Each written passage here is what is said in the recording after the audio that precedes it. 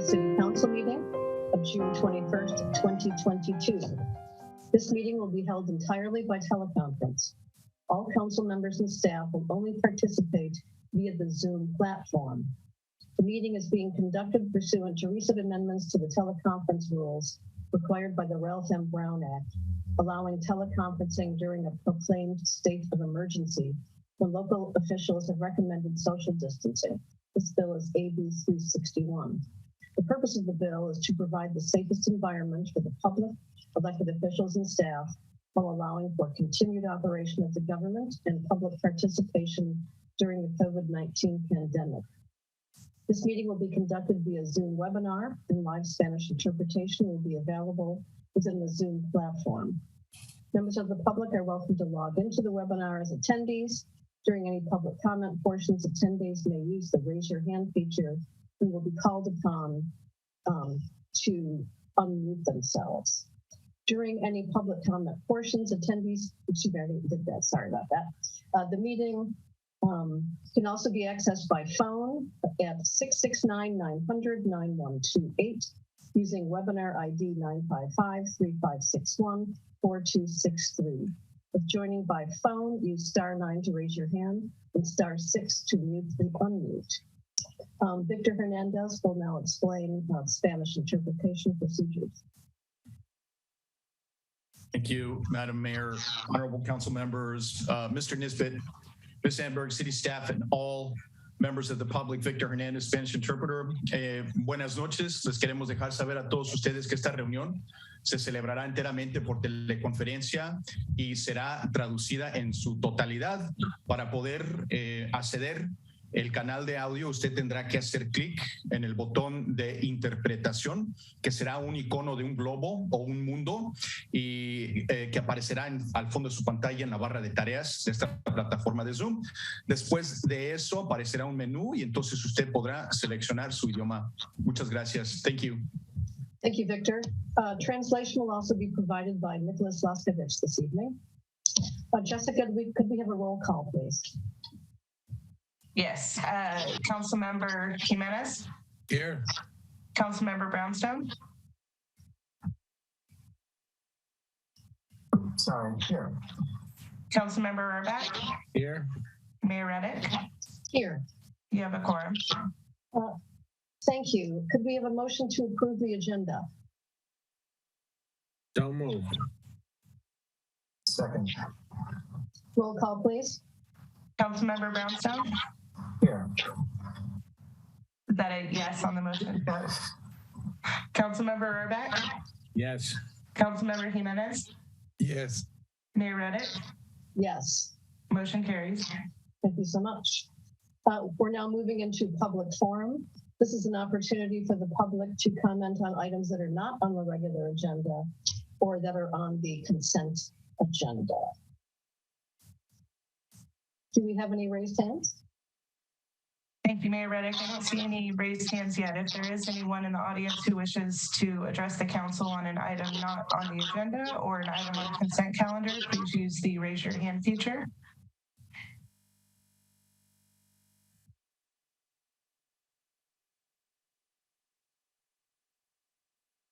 I'm not seeing any public speakers, Mayor. Okay, thank you for that. Oh, I did just get one. Okay. Sorry. Patty Ramirez.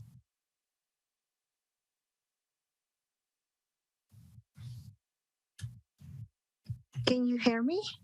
Yes. Okay.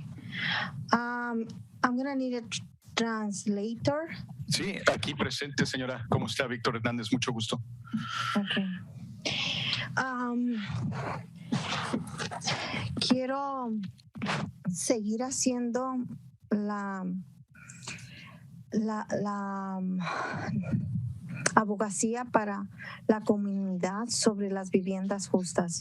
So I want to continue to talk on behalf of the just housing. Y primeramente sé que hay ya un plan de trabajo, lo he escuchado sobre las viviendas, pero estamos en una necesidad urgente. So, and first of all, I know that there's a work plan. I've heard about it, about the housing, but I want you all to know that this is urgent.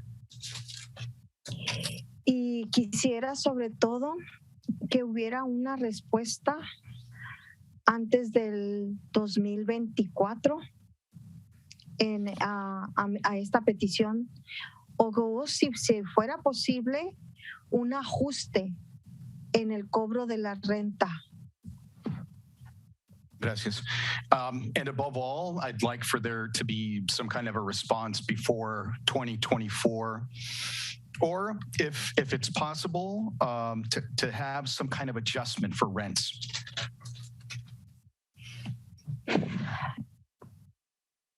Nosotros tenemos un comité que estamos organizados, hacemos las marchas el cuarto viernes de cada mes a las 6 de la tarde.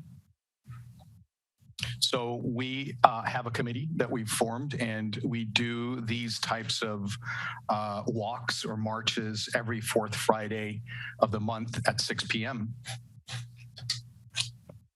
Si ustedes gustan asistir para escuchar la necesidad de la comunidad, los esperamos a las 6 de la tarde este viernes.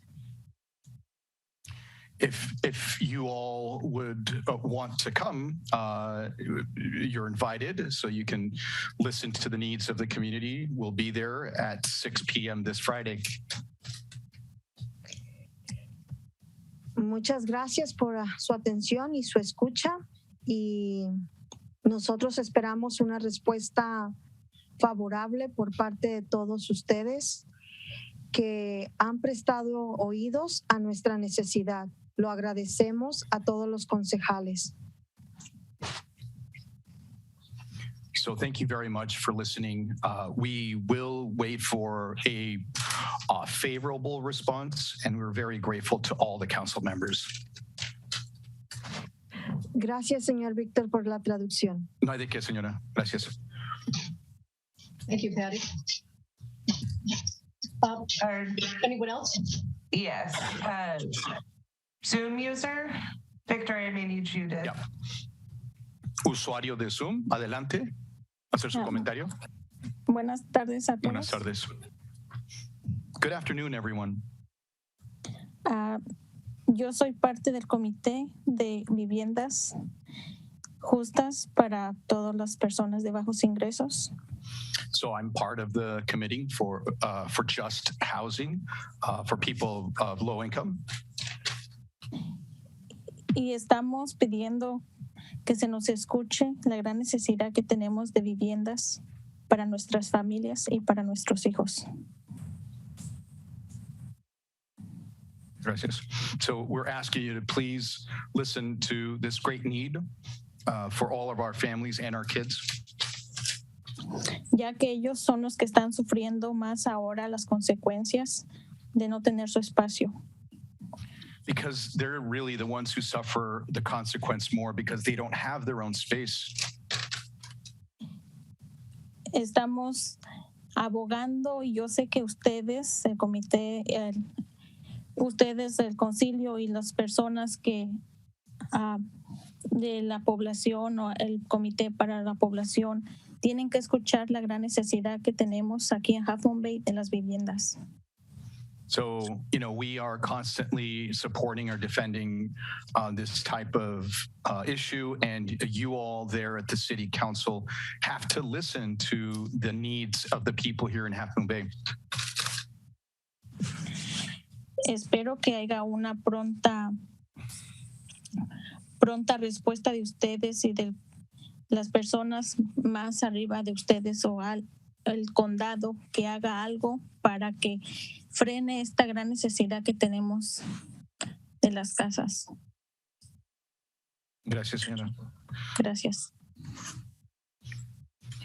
So I hope there's a swift response from you all and maybe the people above you all, so from the county, so that they can really hear the great need of this housing situation. Muchas gracias. Thank you very much.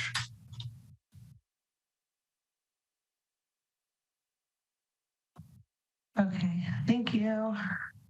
That concludes public comments, Mayor. Thank you, Jessica. We have several proclamations or presentations. Is Senator Becker here yet? You will be hopping on in just a second. Okay. Senator Becker will be giving a state legislation update.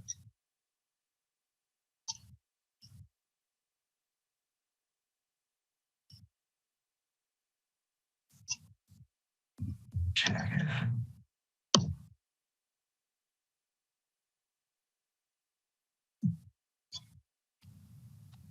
Jessica, his name is in the audience. Is that his staff member? That's Joan, and he was on standby for the end of public comment, so he should be joining us any second. But perhaps while we wait for him, we could do the Earth Day Scholarship Award since we have Ona on. Sure.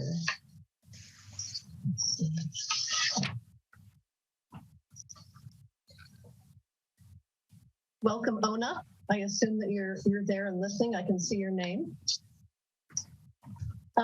So the city created the annual Earth Day essay contest in partnership with Republic Services back in 2019 as a way to celebrate Earth Day and encourage high school students to explore sustainability topics that impact the coastside community.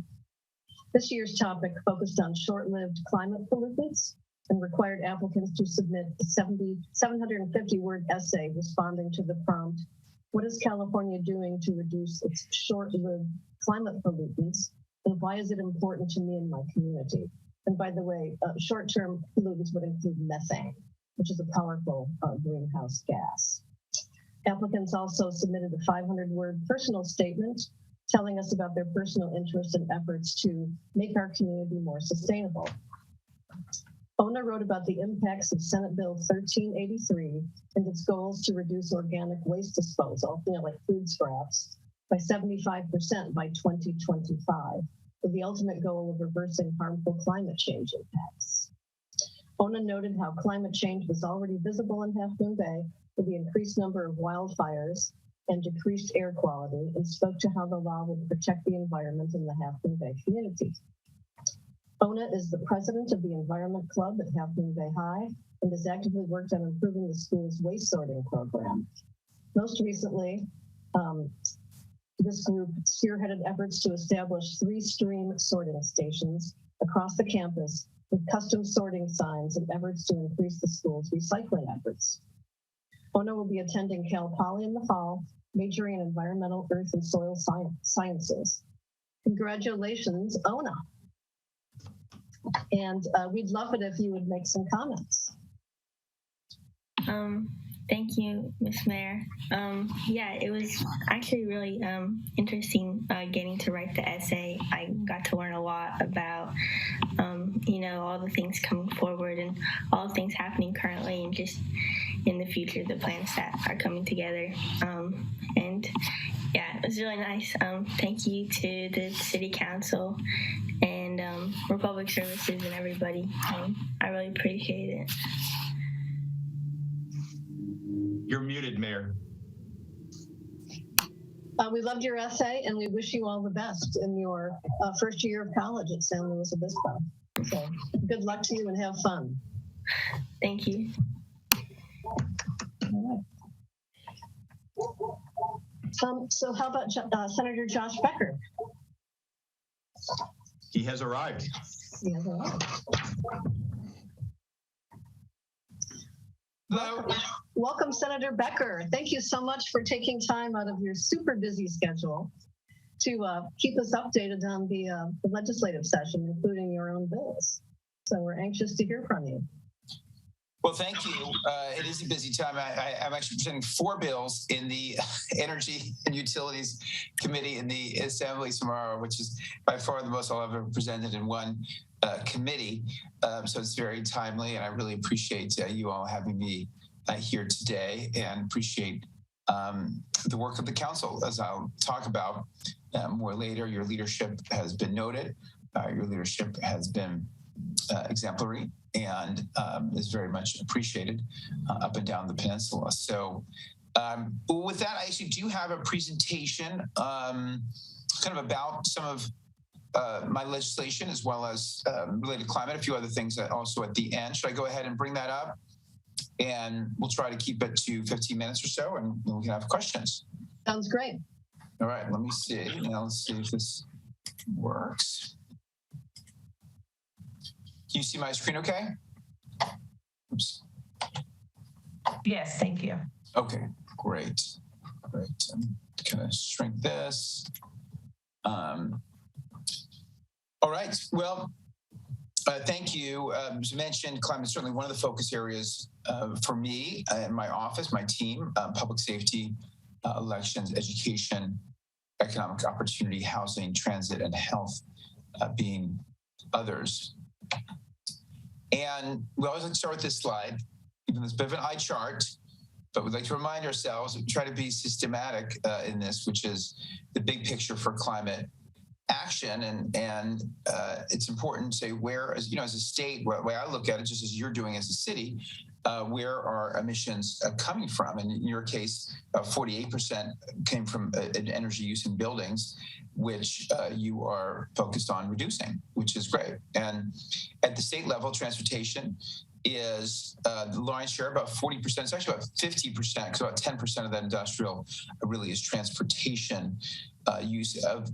Another 15% is the grid itself, which is about 50% clean. But as we decarbonize our buildings and our transportation, we are going to use more and more electricity. So we have to clean our grid fully and get to 24/7 clean energy, not just what we call not just 100% renewable, which is great, but we need to be using energy, clean energy at all times of the day, particularly in the peak, particularly in the winter, in the 4 to 9 p.m. Slot. Buildings on a statewide is about 10%, ag about 7.5%, industrial and other pieces. And you can see, so what we need to do, 100% clean energy, I mentioned, 100% clean transportation, 100% clean homes and buildings, and then things like reducing methane emissions. You just talked about short-lived climate pollutants, and they are critical to reduce. This is also a reminder that this is about justice and equity, both in the fact that low-income communities have had worse environmental impacts, but also in the fact that we're not going to accomplish our goals unless we bring everyone along, unless people feel, all people, including low-income Californians, feel that they're benefiting from this. They're not only getting cleaner air, but it's benefiting them in their pocketbook as well. They're seeing value from this transition, other than just expensive gasoline, which is, of course, due to many, many factors. Building gas bans, electrification, reach codes have been a critical piece of all this, and I appreciate your leadership. And what we've seen is that as you have, requiring all new building construction to be electric only, and that's a huge part of it. And then you're starting in 2023 and requiring new single-family housing and duplexes, everything, ADUs to pre-wire for installation of backup battery storage, increased EV charging requirements, all deeply appreciated. Some other folks are looking at, and I know you did as well, at actually replace on burnout ordinances. And I think that's kind of the frontier we're looking at. I know you, of course, have been leaders here in looking at the 2045 real phase out, actually, of gas lines. Building performance standards is an effort that started in New York City, then Colorado and Washington State have building performance standards. And I'm in a 2-year effort to look at building performance standards. That's more focused on larger buildings where we set a goal and we set a path towards that goal. So this is a 2-year effort that I'm doing on building performance standards. And then, again, this is all part of incentives. I know something you've thought a lot about as well. How do we make this transition affordable? This is a picture of my house where we put in, about 2 weeks ago, put in a heat pump and then replaced that hot water heater next to it in subsequent days with an electric hot water heater. So for the first time, I now have air conditioning, which we never had. We never needed in my house. And then we started with 1-wall unit, then 2-wall units, then a mobile unit, then another mobile unit. And now we have efficient air conditioning. So we are trying to focus both on rebates and direct install programs. There's about $1 billion in our budget this year. Hopefully that will maintain. We're fighting for that. About a third of that is for appliance rebates. And many of you may have applied for the TECH program, TECH program. That money actually expired. It's about 100 million overall, but only 40 million for market rate incentives. Those are now gone as of May 15th, and they went much faster than I thought, and I'm fighting to get those back in. One of the pieces of all this is low-cost financing, because just like solar, not many people were going to put on solar when it was $30,000 up front, but once you could finance it over a period of time and do a lease or a prepaid lease or whatever you want, then many more people did it. So we're at the same stage now. We have to come up with creative solutions. And so I have a bill, what's called tariff on bill financing, so you can finance it. I'm actually working with utilities to finance these changes, because you're going to save money over time. So let's finance it. Let's pay for it over time as well. So that's a big part of it. Other folks are looking at talking to folks like Block Power. Menlo Park just signed on. Ithaca already had a plan to decarbonize their entire city, which is, again, all this, it's really all along this financing. Of course, also part of it was training local folks to do that work. But really, it's how do you finance this so more people can take advantage of it? And my bill is one of the ones I will present tomorrow on bill financing. I will also, we also have a lot of goals around greening the grid to create reliability. We're not going to accomplish our goals. And we should be very clear, we're not on track for 2030 goals, which is 2030 goals 40% below 1990 levels. I believe it's 1990 levels, but it's 40% below. And we're not on track to do that. And to do that, we have to increase transmission. So I have a bill I will be presenting tomorrow around transmission acceleration. How can we build clean faster, as we like to say, and that's one of the bills that will do that. A bill around infrastructure authorities is we need a massive amount of new generation and storage. We propose, this will be a study bill, but we propose to look at the creation of a clean energy authority, as New Mexico has, for example, to leverage our balance sheet and build more clean infrastructure.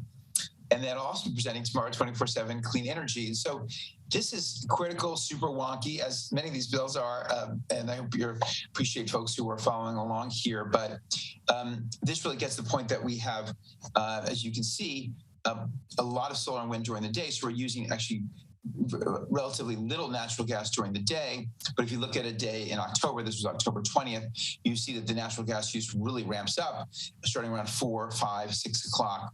And we're using a majority really of fossil fuels during that time, plus imports, many of which may also be fossil fuels. And very few renewables during that time. And so that's what we're focused on. So this bill will say every hour of the day, every utility, for example, every load serving entity, will say how much energy did they use and what percent was clean for each hour of the day. Now, of course, they don't want to do that, but they can do that. And this bill will require it. And I'm grateful to our friends at Peninsula Clean Energy, who have been leaders in this quest of 24/7 clean energy. And they've been incredibly helpful to me in these efforts. We mentioned tariff on bill financing. Again, this is a proven model, and we're continuing looking for other models, whether this model or the Block Power model, models to finance this kind of building decarbonization. And then I'll also be presenting the state of California net zero. So if we are going to get to our goals, and we're going to make the entire state net zero by 2045, which is the executive order, not codified in law yet, unfortunately. We tried last year and failed, but we'll keep trying. But we do have an executive order around 2045 carbon neutrality. And if we're going to do that, then I believe that our state should lead the way. And so I have a bill for 2035 net zero for the state. So that's really about the vehicles we have in the state, the buildings that we have in the state, and then electricity that we use for the state. So this is going well, but there's still a lot of work to do. I also had a bill this year around surcharge on fossil fuel financiers. I was at COP 26, and all the banks, many of the global banks, made promises around greening their investment portfolio, which but unfortunately, most of them are financing fossil fuel infrastructure at the same rate that they were previously, if not an increased rate. So this is a bill really to hold them accountable on it. unfortunately, we couldn't get this bill passed, so we've shelved it for until next year. But we redid it as a bill around clean energy tax credits for clean energy manufacturing. So that is that bill is progressing. So as you can see, that's a lot of bills. A lot of my portfolio is focused on this area. And again, I appreciate your partnership. Some other things is, as I mentioned, the state budget and $1 billion that we put in there for electrical appliances, and then also the install of those appliances. About almost $700 million for zero emission vehicles, focused on low income consumers, and a lot of money around air protection as well as outdoors for all. So other goals that we have, as well as a massive amount of funding, a really record funding that we have for schools and including community colleges.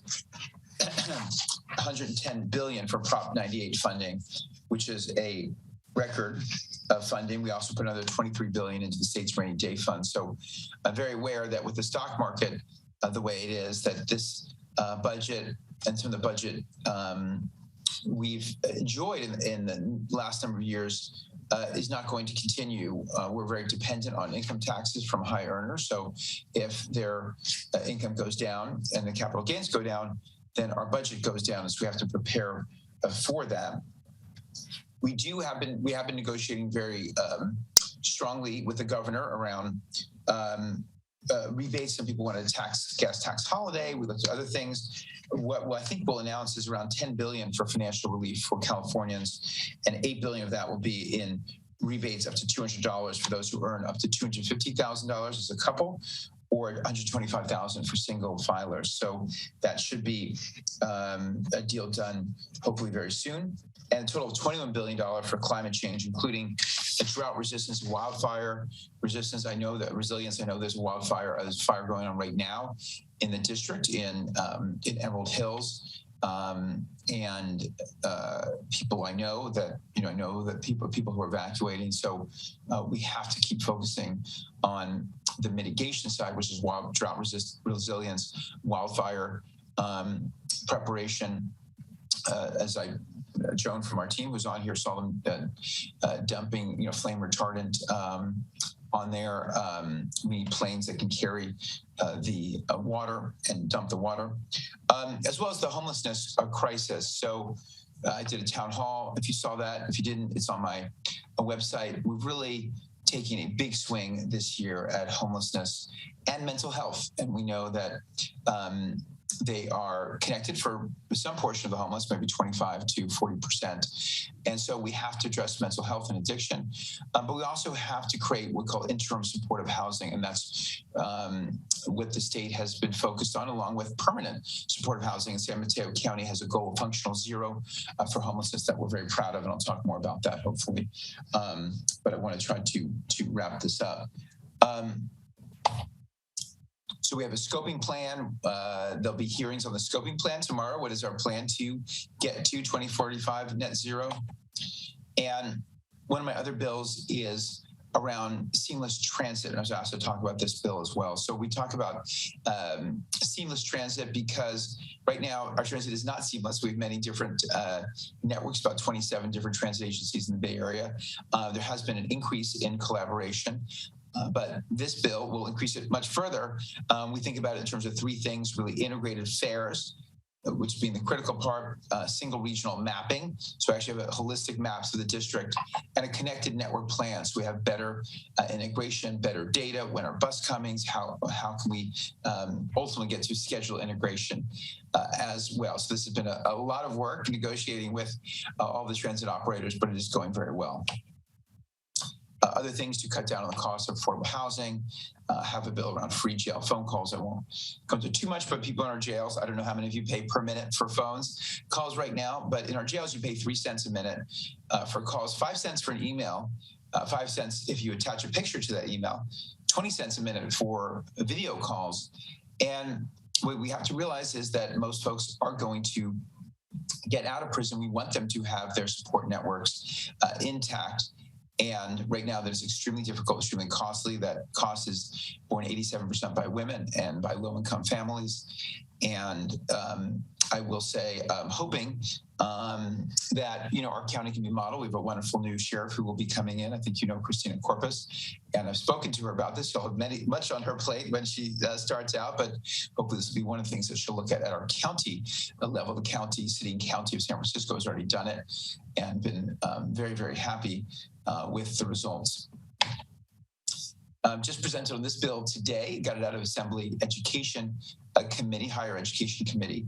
And this is about providing greater flexibility to our own community college district, San Mateo Community College District. There's about 6,000 to 8,000 students who qualify for what's called the Promise Scholars Program. This is actually even more than just the cost of tuition, but really also it's the cost of books and transportation and other things. And we know many more qualify. We have that money. Unfortunately, it's all restricted money. And so this would allow that to be unrestricted money, allow the community college district to get more of those students into this Promise Scholars program. And I'm very excited this bill is continuing. And then continue the work I've done on childcare. Last year we did what I would have really hoped to get done in a decade around early childhood education. And $5.5 billion, we created a new grade that's being phased in here, universal TK, universal transitional kindergarten. I also want to get free meals in our daycare for people who participate in the specific program, this child and adult care food program. And because we know costs have gone up dramatically, and they're only going to reimburse about 75% right now. So with that, I'll wrap up. And just to say, the greatest threat to our planet is well, it's really this. It's the belief that someone else will save it. And so appreciate the work that you're doing. Happy to answer questions. And we appreciate all the work you're doing. And that's a lot of work. Does anyone have questions for Senator Becker? I may eat my plant-based burger while we chat here. Harvey, you're really into energy. Do you have a question for Senator Becker? I'm deeply grateful for all that you've done, Senator. I'm on the board of PCE, so I know that we're also working for things like 24/7 renewables. So, keep up the good work. Thanks.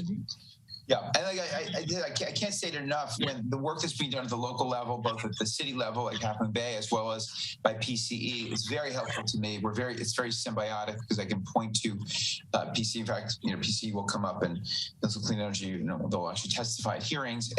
But being able to say, hey, this is not impossible. In fact, this is being done.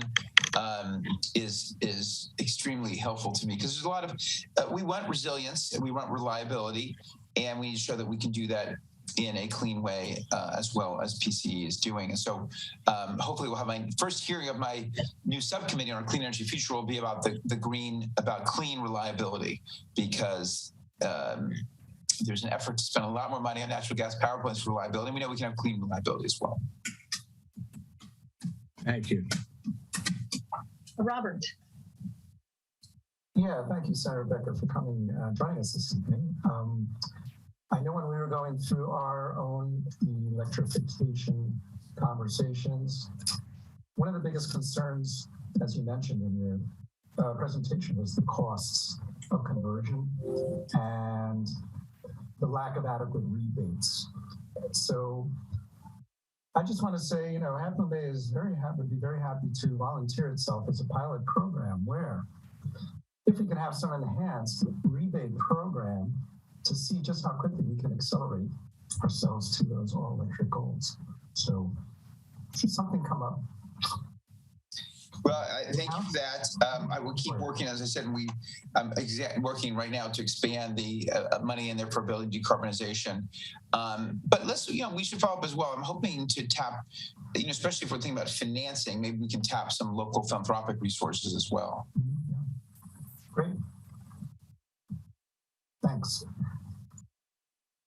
Anyone else? Joaquin. Senator Becker, thank you for your presentation, for everything you do. But I don't know if you were at the beginning of our meeting, the public forum. We have a group, in our community And I know, I mean, I care about saving energy, about climate change. We have a lot of things going and initiatives, in relation to climate change. But what I'm most concerned is about housing for community. I know you talked about homelessness, how we're fighting homelessness, in the county, in our city, in the state. But right now, the city of Half Moon Bay, the coast side is really hurting. We're losing our essential workers. Or farm workers are moving out. Essential workers are moving out. We've been having, crowded homes for several years now. It's nothing new. As you may know, in the county, the statistics, of COVID infections, it was our low-income community, our Latinos and Blacks were the most affected by it. And that was, in relation to the type of work they do, essential workers who were present at work, they cannot work from home. And then about, living in crowded homes. And I would like, from you today, because they're listening, the group is listening right now, maybe address that about what are you doing about housing, any new initiatives. I know you mentioned homelessness, but how is that related to housing that is needed right now? I know the city of Half Moon Bay is really focused, into bringing housing to our community. Like I mentioned, we are losing our essential workers. We are in danger. The city of Half Moon Bay could go broke. I'll put it like that. The essential workers don't show up to work. There's going to be trouble anywhere in the state. So we need to do that. We need initiatives that is going to bring housing to the most needed community. Our low income, our essential workers, our workforce. So that's what we really needed right now. It's an emergency. So if you'd like to address that for us, it will be great. Thank you. Well, thank you. Thank you for raising that. Housing's a huge issue in the state. It's a huge issue in our region, but particularly in the community that you mentioned. And you mentioned, you talked about essential workers. And, last year, I'll say a few things. I don't know if any will be satisfactory, but I'll mention a few things that we're working on, and then we'll continue to follow up. I mean, one thing that we had a lot of affordable housing that was ready to go across the peninsula and across the state that wasn't getting state funding. So we know that to build affordable housing is expensive, and we have to have money from the state. So the state just can't say build to cities and then not provide any money for affordable housing. So so that's one part. So there's a $1.5 billion backlog of things that were ready to go. And we funded $750 million of that last year. It's about half the backlog.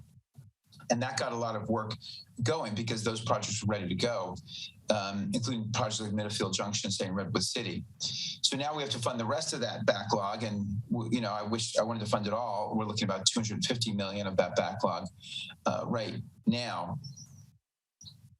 We do have funding, specifically for also schools and to build on for student housing. So that's an issue I know even in our own district. I was working today and texting our budget chair around a request from the San Mateo Community College District, and then there's other pieces of the housing plan that we've been pushing for, but I think one piece of it is that we need to have, we kind of created this Bay Area Housing Finance Agency, but it doesn't have money right now. So we have to finance the Bay Area Housing Fund Agency so it can then fund projects in our community, and particularly, I would argue that the farm worker community should be top of that list. So there are some things going on, and obviously Joan from my team's on here, and we had a great session that you and others organized, particularly around farm workers. But I get that it is urgent, and I'm certainly pushing at the state level for more money, and that's really what it's going to take. It's going to take more money from the state to help subsidize this. So that's what we're pushing for. Thank you. Thank you, and continue to stay on us, and I will continue to stay on our budget committee and folks as well. Thank you, Senator Becker. I understand you're going to be having a coffee on the coast sometime in July. Yeah, I don't know if we have a date for that yet, but we are planning something the last 2 weeks of July. Great. I'm sure there'll be a big draw. Good, I hope so. I did my very first coffee of my campaign was at Half Moon Bay Brewery, actually. So we could return there, or we'll do it someplace else, but that actually was the first one that I did. Wonderful. Well, thank you so much for joining us this evening. Very interesting stuff. Really groundbreaking legislation. And, you know, we have to continue to fight the good fight. It's a long slog, I think, complex, but I think working together, you know, we can continue to make progress, and you're leading us. So thank you. Great. Thank you. We'll stay in touch. Right. Okay, so our next presentation is by Peninsula Clean Energy. Hi, I'm Jan Pepper. Can you hear me okay? Good evening, Jan. Yes, we can. Thank you for coming. Okay, and I'm going to share my screen.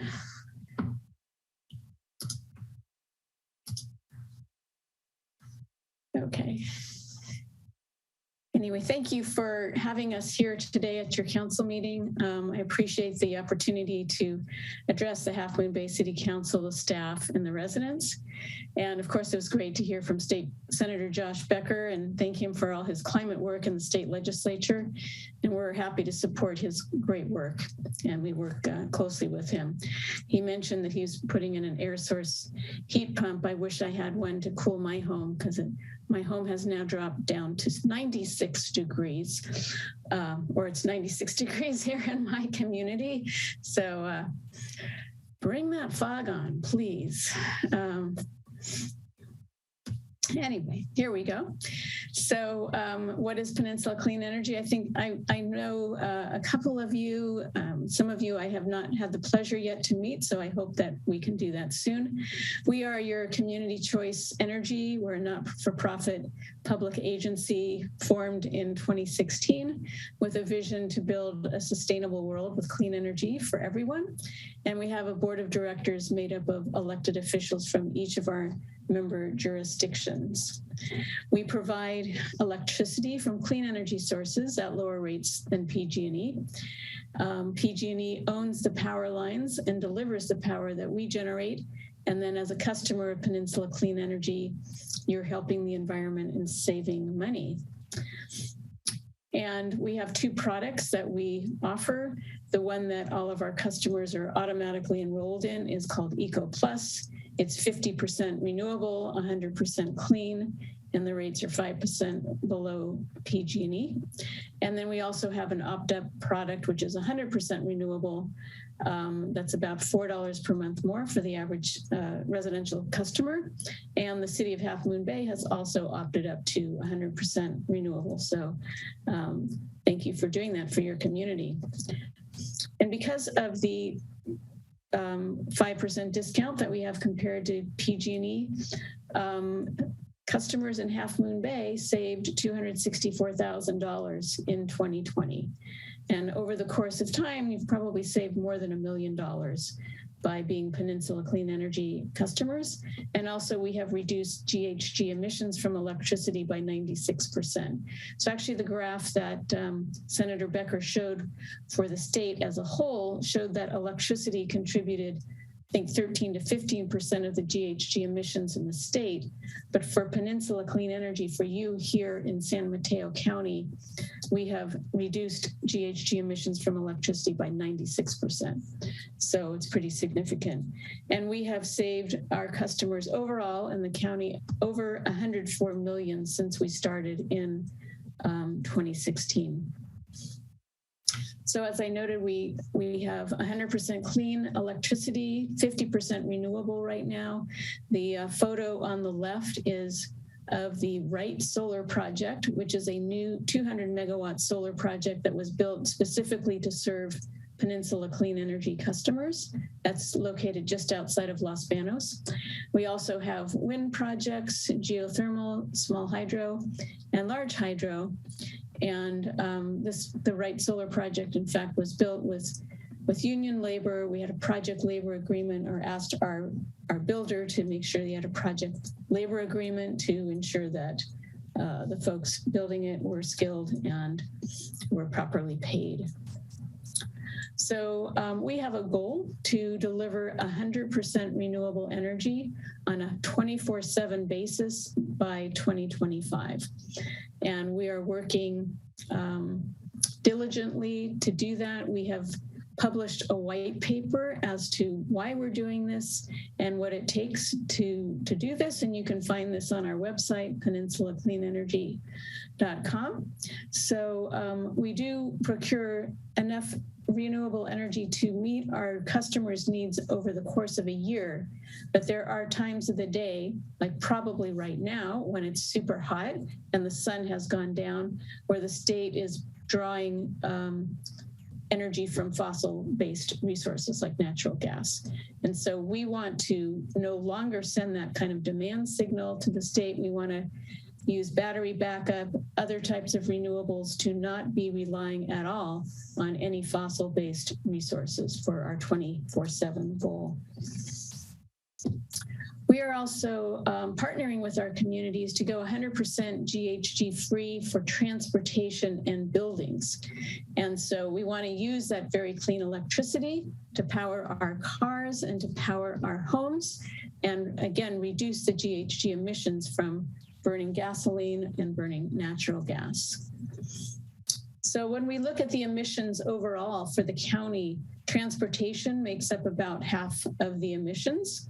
And then the methane from buildings, which is basically natural gas that you burn for water heating or space heating or cooking, makes up close to 30% of the emissions. And you all know this.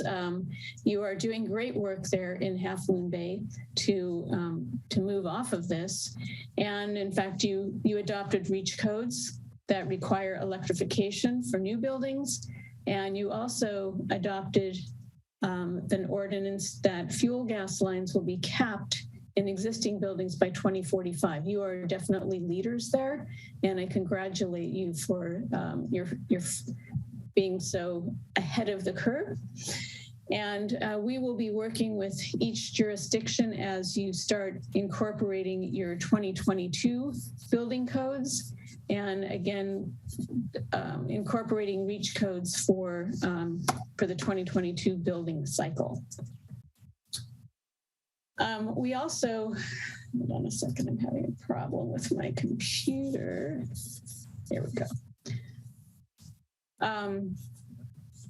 We also have other programs that support the community. So I talked about, we're trying to electrify transportation and buildings. So we have a program to give rebates for used electric vehicles, and 2 of your residents have participated in that program so far. We're specifically targeting low-income residents and providing a substantial incentive for them. We also have an e-bike program, electric bike program, and 7 residents from Half Moon Bay applied in our latest outreach for that, and 4 of them were selected in the lottery. We had more people apply than we had bikes available. We also have our Power on Peninsula program, which is to help people put in batteries to go along with their rooftop solar.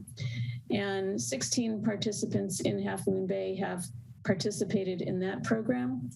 We also have a low-income home upgrade program to help low-income homeowners do upgrades to their homes to make them more energy efficient, and we pay for all of the upgrades and also for an electrification measure, be it an electric dryer or an electric heat pump water heater. And then we also, a couple years ago, had a big program to provide portable battery backup for your residents, for those who were low income and were medically vulnerable, because as you may recall, PG&E was calling PSPS events and turning off the power when there was fire danger. And the coast side was particularly affected by this.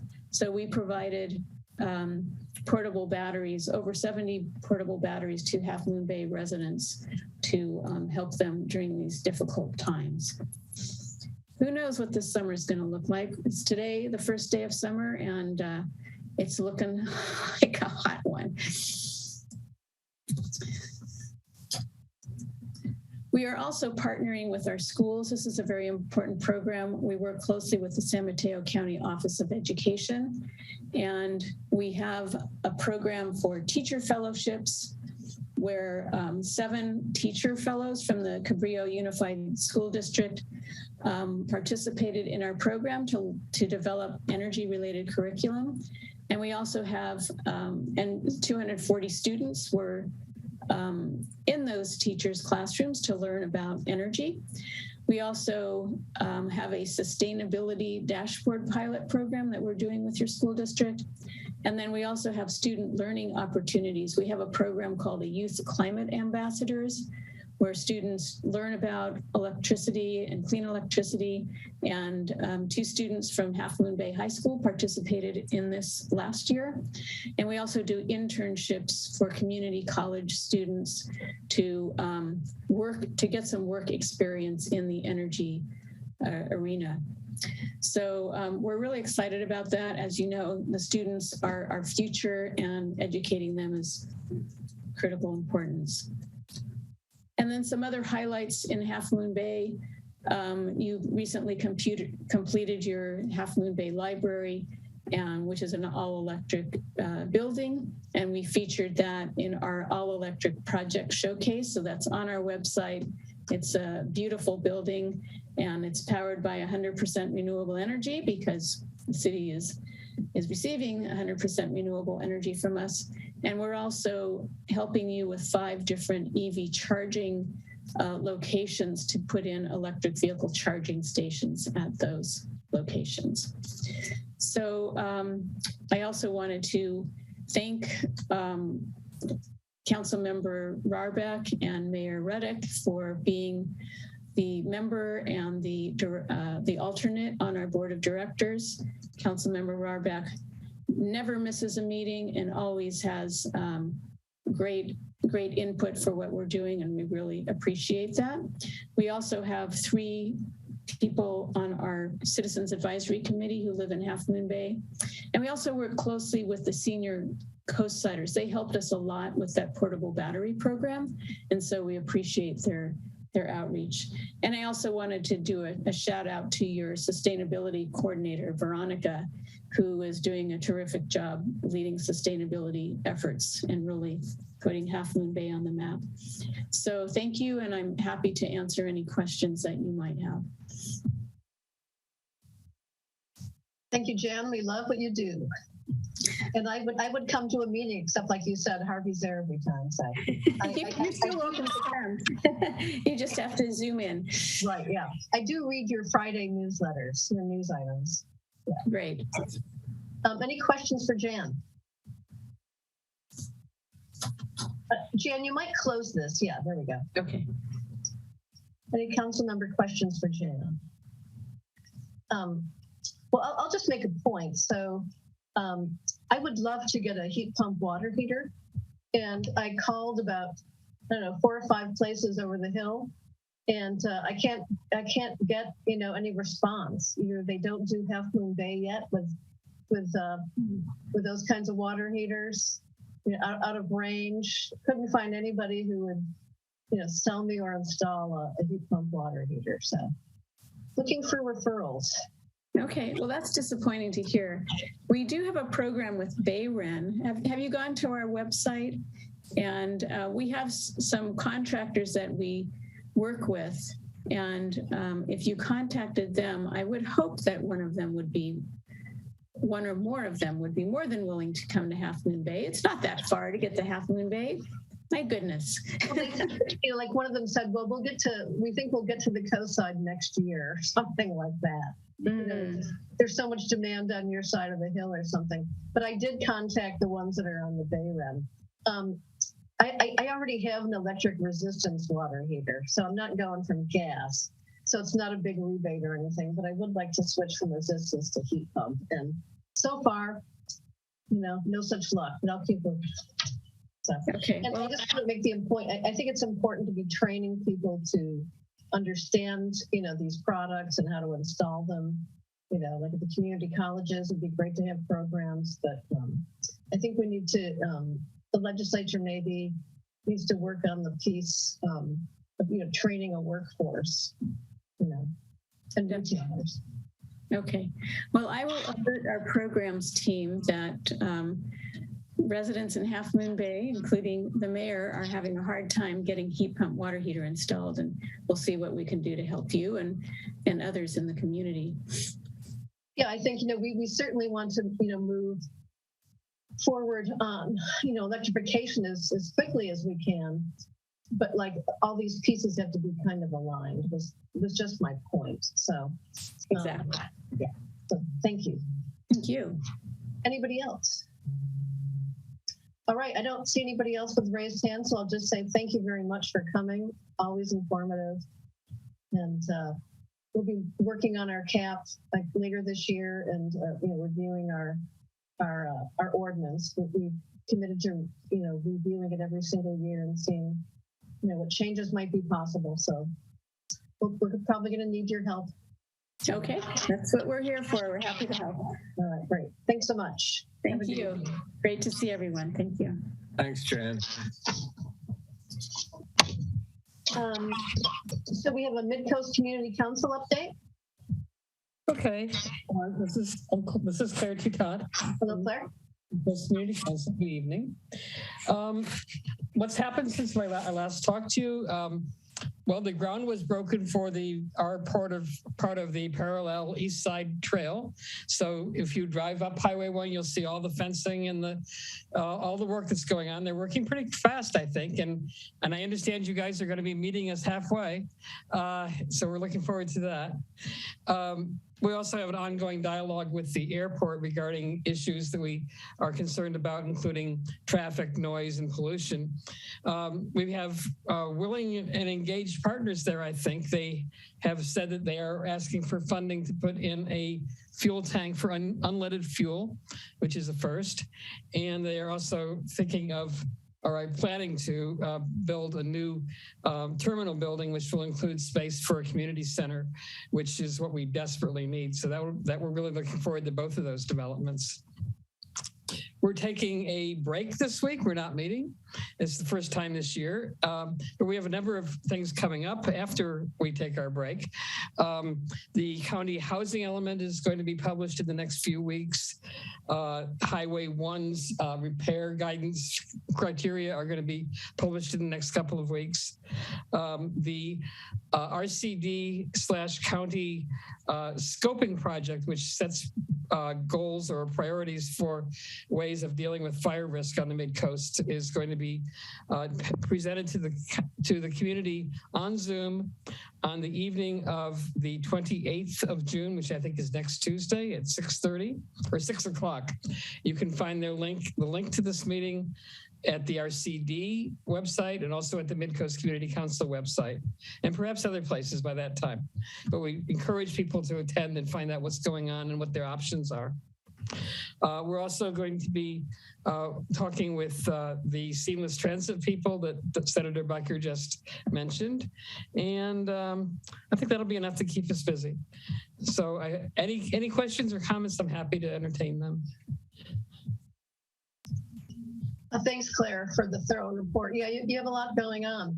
I will say that I frequently get complaints of Half Moon Bay Airport noise.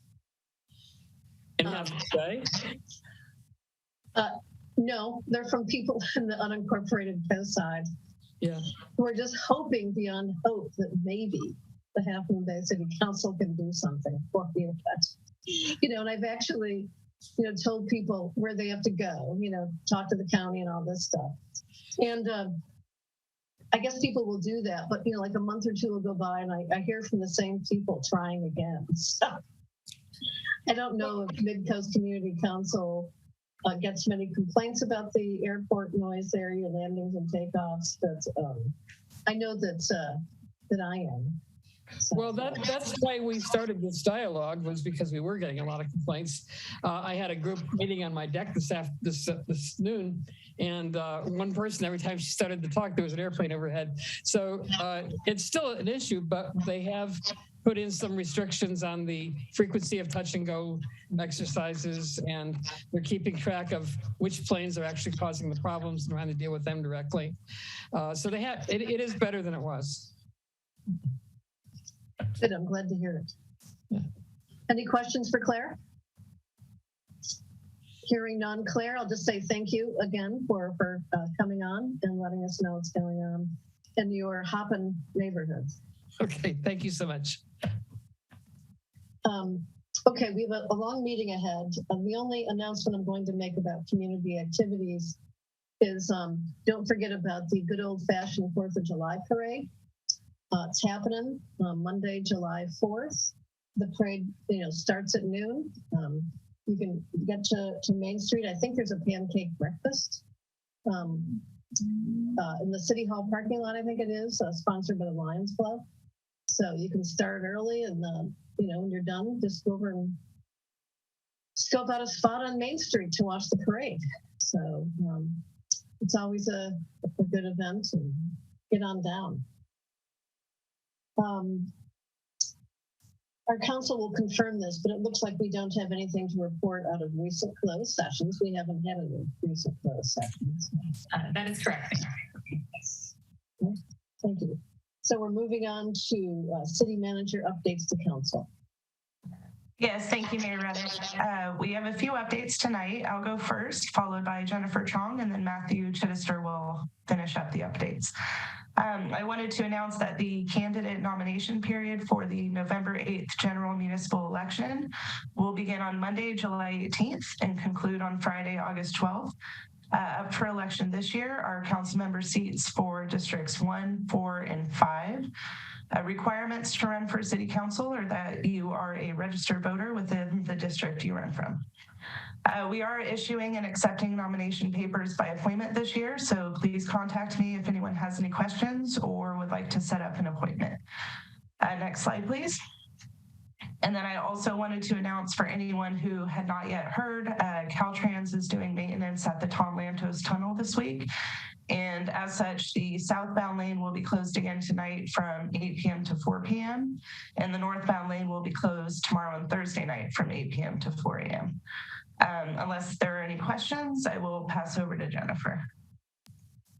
Jessica, so do we have those district maps on the city's website, other than on the Draw Half Moon Bay website? Are these 1, 4, and 5 districts now available on the regular website so that people can check out where they live? And in a format where it's actually, their street is visible in a particular district. Yes, we are working on revamping our election page on the website, and we'll create a banner. We're also planning to do a lot of social media outreach and e-news. And then I'm also working on informational packets for each of the 5 districts that will be mailed at the beginning of July. So we are working on a lot of public outreach, and we'll make sure that maps are clearly visible and understandable, and make sure the public has all the information they need. We're also planning to table at Make It Main Street in the fall prior to the election. And yeah, we have a pretty robust outreach plan in place. So I'm guessing because of COVID, there might not be, I know previously something that was very successful was, we had food and drink, and people could come and cast their ballots and things like that. Elections night out. Elections night out. What a great event. Yeah, I really regretted not being able to have that in 2020, but all things considered, we're hoping we will be able to hold that this year. So fingers crossed. All right, great, good news. Okay, thank you. Any questions for Jessica? Don't see any. Great. So I'll go ahead and give our sustainability updates for the night. And I really just have two quick but important announcements for the community. The first is that the San Mateo County is having their annual household hazardous waste collection event this Saturday. They had to cancel the last two. So we know that there's a lot of these hazardous materials gathering in your house, and we really want you to get rid of them in an environmentally safe and legal way. So you do need to make an appointment, and you can do that online, or you can call the number on your screen. There's tons of appointments available. And again, this is the one and only event that they have on the coast side per year. So please take advantage of this. The more people that we have participating in this event, the more likely that we are able to work with the county to offer additional events. And so really encouraging people to sign up and participate. And this event is open to the entire coast side, or really residents throughout San Mateo County. So you do not need to be a Half Moon Bay resident to take advantage of this free opportunity. And what's the location of the drop-off, and could you read the phone number for us? Absolutely. So the phone number to make an appointment is 650-372-6200. And the location, because of the nature of the material, they only disclose it after you've made an appointment, because they can't have people illegally dropping off the material. And so there's just a lot of state regulations. But if you call the number, make an appointment online, they will give you all the instructions that you need to make sure that you get to participate. And again, there's over 100 appointments still available. So you'll be able to choose a time that works for you. And is this information also on our website? It is. So it is available underneath our sustainability website pages. It's also been posted in our e-news, and it went out on, I believe, on our Instagram today. We're planning on having Coastside Buzz do some promotion as well. So we're really trying to get the word out. But if you know someone and you've seen paint or motor oil or light bulbs or batteries at their house, gathering dust, please let them know that they are eligible for this free event. And again, it's once per year on the coast side. We're hoping to eventually get more, but right now, unless we can fill the slots, we don't really have the argument to get another one out here. So we need the community's help to come out. Good opportunity to clean out the garage. Absolutely. Thanks for this. Of course. And then our my second update today is just to announce the extension of our beverage container recycling pilot project. And so folks that are familiar with this program will remember that we were part of a joint group that got $1 million grant from Cal Recycle to operate this pilot project and bring a redemption center back to the coast side. And it was originally scheduled to close June of this year. After a lot of conversation with Cal Recycle, and thanks to our partners J&D Recycling, who run our recycling center, we have actually been approved to extend this pilot project through at least June of 2023. The hope is that we'll be able to continue to encourage Cal Recycle to fund the center and to allow us to continue to offer this service. Since it is the only recycling center on the coast side, it continues to be the only recycling center on the coast side. But at least for one more year, we'll have this service available Friday, Saturdays, and Sundays. For now, it is going to remain behind CVS. Operating hours Friday, Saturday, Sundays, 8 to 4. It's closed from 12 to 1 for lunch break. And you're welcome to call J&D Recycling 650-685-1901 if you have any questions. But please take advantage of this service. It's great for the community, and it helps us make the argument that it's needed and that we want Cal Recycle to continue to support this program. Yay. And that's all for me. So I'll go ahead and turn it over to Matthew. Thank you, Jennifer. Thank you, Jennifer. Next slide, please. Good evening, council members. Great to be with you tonight. The news reports out of Redwood City, the fire that's burning there, is just a good reminder for all of us of the importance of being prepared for an emergency and knowing that these things can happen at any moment. As you know, the council has prioritized emergency planning and preparation for several years. And a lot of that work goes on behind the scenes. The city, the Coastside Fire Protection District, the Sheriff's Office, and the county's Department of Emergency Management regularly meet. We also meet with the community through our KEEP, Coastside Emergency Action Planning Group, which has a lot of community volunteers and groups. But a lot of this happens pretty quietly behind the scenes, and a lot of the community members are not aware of all the efforts that are happening. So very quickly tonight, I just want to give an update on 4 important areas that staff and our collaborative partners have been working on, and highlight a few areas that I think are of most importance to the community. The first area is around planning. Emergency prep is all about planning. And some plans are required for the city to receive support from the federal and state government, but also just really important for us to make sure we're meeting our obligations to protect the community. In 2021, in collaboration with the county and other cities, the local hazard mitigation plan was created and updated, which really identifies the hazards that we're most at risk of and helps us in our emergency planning work. Of course, earthquakes, wildfires, and tsunamis are our biggest risks here in Half Moon Bay. But we also look at severe weather and of course now the pandemic and other pandemics that may hit.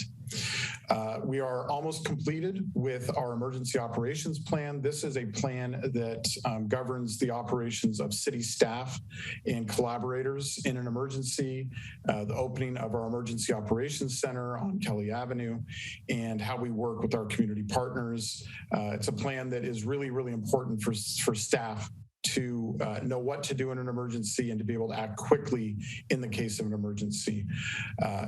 Tied to this or closely related to this is our emergency public information plan. In most emergencies, the city's primary role is going to be around communications. We don't have our own fire department.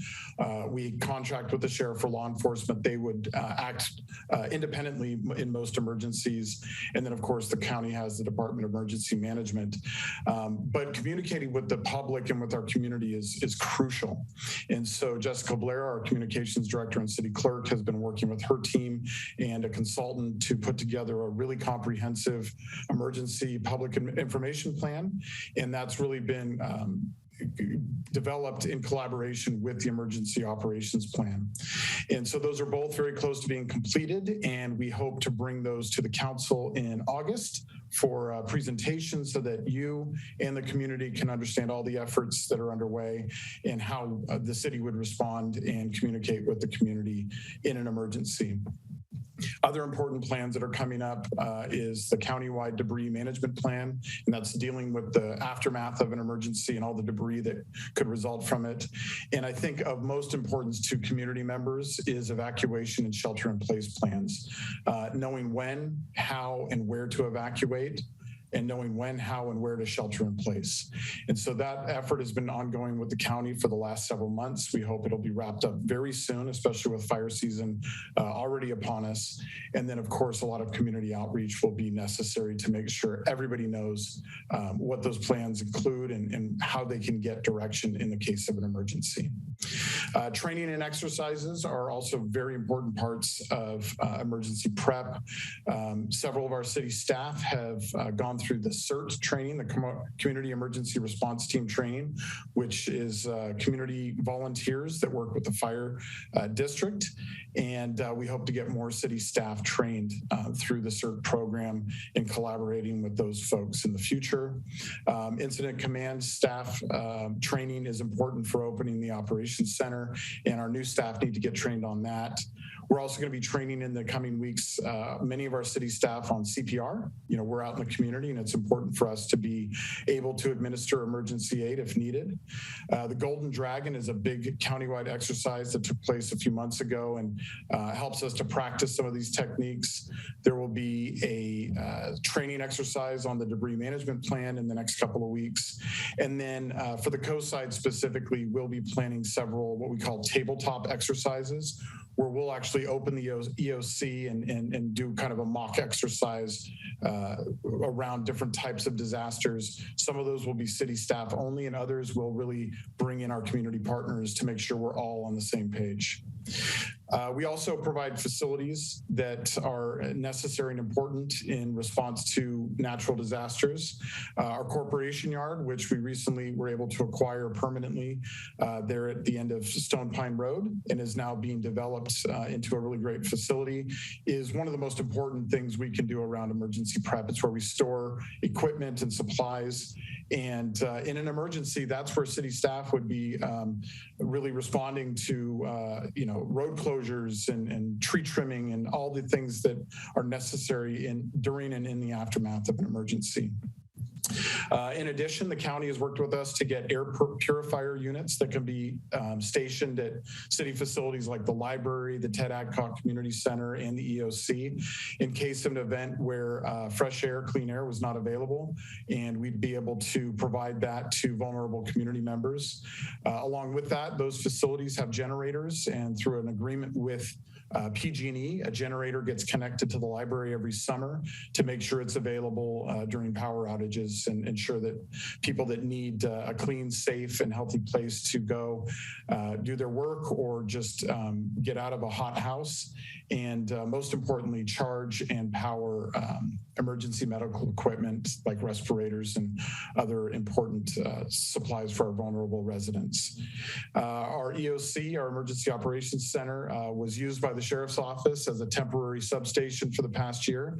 Now that they've moved back into their substation, we're doing a lot of work to get that updating computers and supplies to make sure that we'll be ready for any emergencies. And under the direction of the council, we're in the very early stages of working with CCWD on identifying recycled water opportunities that could also be really crucial in the case of an emergency. And then the final area is community outreach. As I said, our local hazard mitigation plan was adopted in 2021, and that included a lot of outreach to our community groups. As the evacuation and shelter-in-place plans come forward this year, community outreach is going to be crucial. And so we're looking forward to meeting with all of our residents in different ways to get the word out. And all of this can culminate in an event that we held in 2019 that we had hoped to move forward every year, and then of course canceled because of the pandemic, which is the Coastside Preparation Day. We bring in all of our community prep and emergency prep groups to meet with the community and have a great day in downtown Half Moon Bay and get the word out. And that would be a really great place to also get out evacuation and shelter-in-place planning efforts to the community. We may be planning something later this fall or in early spring of 2023. So keep your ears open for that. And then next slide, please. The only other item I had to update you on is National Night Out for 2022. We'll give a little more detail at the July meeting, but as of today, the website is live and people can start signing up. For those who don't know about this, this is an event that's held across the country the first Tuesday of every August. And it's an opportunity for the community to come together in block parties and outdoor events and to meet with law enforcement and other first responders to build good relationships. The Coastside Fire Protection District and the sheriff are great supporters of this event. This year is going to be special because we'll have our CARES teams out and get the CARES vans out to let people know about that great new service and how they can take advantage of it. And I received the confirmation today that our sheriff-elect, Christina Corpus, will come to the Coastside this year to come and meet with our community parties and get to know members of our community. So the website's on the screen, hmbcity.com/nightout. Or you can just go to our website and search National Night Out, and you'll find all the information, where to sign up. We provide a $100 gift card to help with supplies for the event and for each block party. And we usually have some goodies for the organizers, emergency prep supplies and the like. So please sign up. schedule some events in your neighborhoods, and it's always a favorite. The city council gets out, city staff gets out, and it's always a really exciting event. This is a great picture from last year. Pinata Cove is one of the biggest supporters of this event. They usually hold 4 or 5 block parties within that community, and as you can see, the sheriff likes to bring some fun stuff. The motorcycles were out, some of the vehicles are out for the kids to check out, and it's really exciting and a good way to connect law enforcement and other first responders with the community. Thank you. It was foggy. Well, let's hope it's foggy this year too. Not cold, but comfortable. Yep. Good news. Yeah, it seems like years just go spinning by. Comes around again. Good. So we're moving on to the consent calendar, and I'm wanting to pull item 1L, which is the consideration of a support letter for the CARES Corps, and I'd like to move it to the end of the meeting. And I just want to do a little thinking around what we want the letter to say, and what position we might want to take now as opposed to as things move. So I think it's important to not just pass this by. So I'm pulling it, end of meeting. Anybody else want to pull anything? Okay, can we have a motion for the consent calendar? And, again, I think it's important to read the title so that people know, what it is we're approving here. What's under the radar? And Mayor, for the record, it's item 1I. So 1I will be moved to the end of the agenda. Sorry, 1I. And for the record, it's the CARE Corps. CARES is our program. CARE Corps. Yeah, right. Singular. Okay, good. Motion to approve agenda. Anybody? Okay, well, Robert was good at reading it before. Yeah, you see, I was just going to nominate Harvey, but I'll be happy. Okay. I move that we adopt the consent calendar. Items 1A, waive readings of resolutions and ordinances. Item 1B, re-ratification of resolutions and continue holding public meetings remotely. Item 1C, receipt of legislative position papers. Item 1D, salary schedule for the International Union of Operating Engineers, stationary local 39 AFL-CIO, represented management team members, and non-represented employees. Item 1E, warrants, accept warrants for the month of May 2022. Item 1F, annual renewal of community development contracts. Item 1G, Pacific Coast Television funding for purchase of studio property in Pacifica. Item 1H, annual renewal of public works contracts. And that's it, right? Okay, can I get a second? I'll second it. Roll call, please. Councilmember Brownstone? Yes. Councilmember Jimenez? Yes. Councilmember Rohrbach? Yes. And Mayor Reddick? Yes. Motion carries. Okay, so we're moving on to item 2, ordinances and public hearings. We have one item, item 2A, resolution assessing the levy for the Half Moon Bay Business Improvement District for fiscal year 2022-23. Great, thank you. And good evening, Madam Mayor and Council and Community. I'm Karen Decker. I'm a Senior Management Analyst with the City Manager's Office. And I'm here this evening to follow up from a June 7th meeting where your council approved the Half Moon Bay Hotel Business Improvement District annual report. That evening, you also adopted a resolution declaring the city's intention to continue the basis and to levy the assessment for the BID at the same rate of $1 per rented room per night. So this funds promotion and marketing for lodging throughout the city and throughout the coastside. And then those overnight stays produce TOT revenue, which allows the city to provide services to our residents and visitors. Your council set today's date, June 21st, to hold that public hearing, which is a requirement of the state code that governs BIDs. And tonight, I will invite Mayor Reddick to open the public hearing, entertain any verbal protests, close the public hearing, consider any written protests, and then if council is inclined, adopt the resolution as stated there in the third bullet. So at this time, I'll invite Mayor Reddick to open the public hearing. Okay, I'm opening the public hearing on the 2022-2023 Business Improvement District levy. Do we have any hands raised? I do have one, Mayor. Maria Acevedo.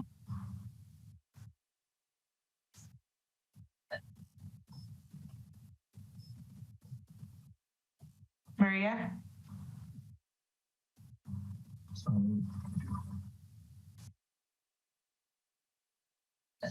You're muted if you're able to unmute yourself.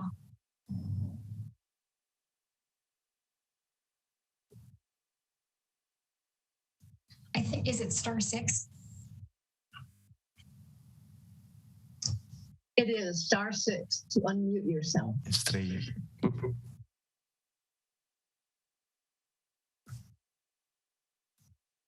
Okay.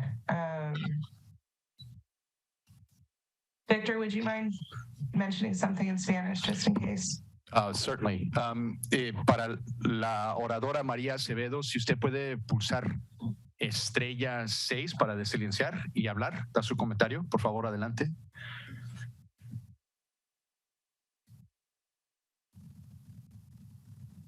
Okay.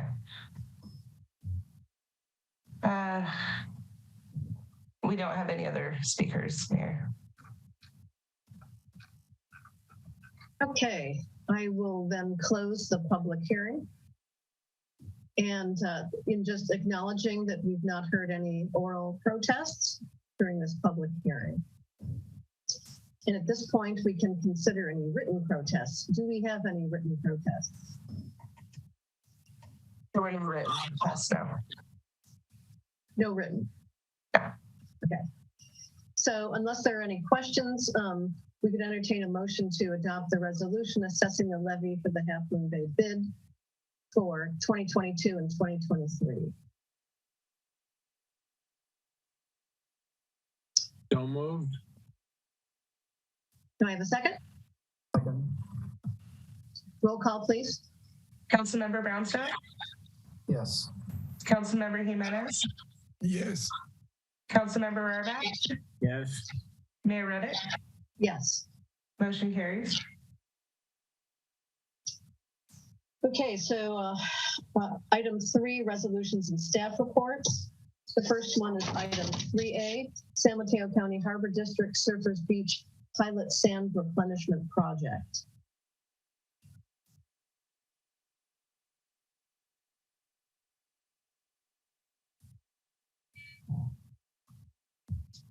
And Madam Mayor, we have 2 representatives from the Harbor District, and I see that Jessica is moving them over, and I think they have a short presentation. See them now. Is Moz in the audience?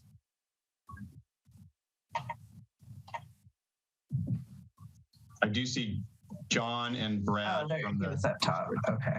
Yeah. Moz was going to do an introduction, but is he in the audience there? There he is. He's coming. Here he is. I'll turn you over to Moz. Hello, everybody. Thanks, everyone. Good evening, Madam Mayor, members of the council. I'm Moz Bozerguinia, the city engineer, and I'd like to introduce this item and the staff with the San Mateo County Harbor District. We have John Moran, the operations manager, and their consultant, Brad Dimitz, who have been working on this project for a little while now and are here to be providing a presentation on the project overall. We also will have an opportunity to answer any questions that you may have on the project, as well as any items on this, anything related to the development permit. So tonight we'll be doing, it'll be a consideration of to support a consolidated coastal development permit application for the Surfers Beach Pilot Sand Replenishment Project. This project is filed by the San Mateo County Harbor District, and the staff recommendation is that the California Coastal Commission assume the lead agency role.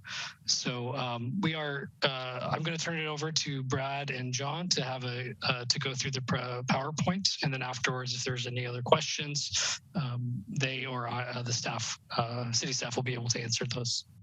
So I'll turn it over to Brad and John. Welcome. Good evening, Mayor Reddick, City Council members. On behalf of the district, we just want to say that we appreciate your support for this very important project. And I'd like to just say that regretfully, our general manager was called away. He otherwise would have been here as well.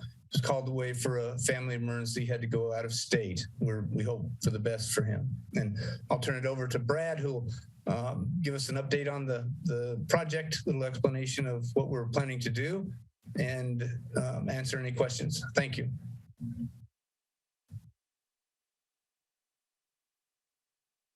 Brad, you're muted. There we go. Everybody can hear me now? Great. Thank you, council members and mayor and staff for letting us give a quick presentation here. Can everybody see my screen? Or do I need to share it? You'll need to share, Brad. Okay, I'm sorry. I thought I had it shared already. Okay. There you go. There you go. Great. So I've got a bunch of slides here. A lot of them I'm going to kind of go through rather quickly, and then we can go back to those if there's any questions about specific. I've got some images showing engineering plans of the project and stuff, but just kind of wanted to give a brief overview of the Surfers Beach pilot restoration project itself and kind of where we are at and what led us here today. So real quickly, here's an aerial photo showing Pillar Point Harbor and Surfers Beach over here to the right. When these outer breakwaters, the East Breakwater and West Breakwater, were built and finished in 1961, they changed the wave climate and sand transport patterns in such a way that it caused two different problems. And this project is addressing these two different problems, which I'll get into right now. So the first one is erosion outside of the beach. So generally, to simplify it, the outer breakwaters kind of changed the way that the sand transported down coast and interrupted that flow that would have kind of nourished these beaches down the coast. And then what we saw after it was built, almost immediately after, is severe erosion happening adjacent to the outer breakwater at Surfers Beach and continuing all the way down. As you know, there's problems in Murata Road and other locations down there. So here's just an image showing it at low tide. You can see the only reason Highway 1 is there intact is because there's a large coastal armoring structure that protects it. So this is another photo showing some recent damage that was done. So Caltrans, is constantly out there every several years fixing problems where the waves have kind of undermined this structure that they've built. So it's an ongoing problem. The erosion's still occurring. And that's one of the main issues that we're addressing with this project. This is a quick diagram from an Army Corps of Engineers investigation, and it shows projected bluff retreat in 10 and 50 years. I should add that was about 10 years ago. So we can say projected bluff retreat, what they're projecting for today, and then 40 years in the future. We can see obviously up here by Highway 1, they're going to continue protecting the highway. That's not going to get undermined, but it's a continuous issue. The Army Corps studied it extensively, and what they found was that the erosion rate is about 1.64 feet per year. They compared it to a similar, geologically similar stretch of beach down the coast in Half Moon Bay. I think it's between Kelly and Poplar. And they found that this stretch has an erosion rate that's 7 times higher. So certainly, the harbor structures are affecting that erosion rate, and the Army Corps has come out and said that after investigating it. The other problem that the outer breakwaters have caused is shoaling inside the harbor. So this is a harbor where navigation obviously is essential, boat launching, safe anchorage.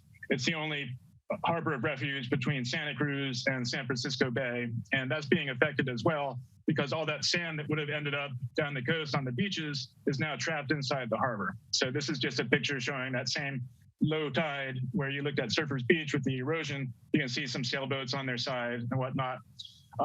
Our engineering team from ESA is Bob Battaglio and Louis White. A lot of people know them. They did an analysis that was required for the permitting agencies to kind of show what's been happening over time. And there's been several harbor-wide bathymetry surveys done. They compared the changes between 1994 and 2019. And what they found is there's along the outer breakwaters, about 10 feet of sand that's building up and kind of moving out into the harbor each year. And they found that it grew between 6,000 and 9,000 cubic yards per year between 94 and 2019. So if that shoaling continues to happen, what's going to happen is you're going to have a harbor that can no longer be safe for navigation and anchoring. So this project generally addresses those two issues. It's kind of a win-win situation.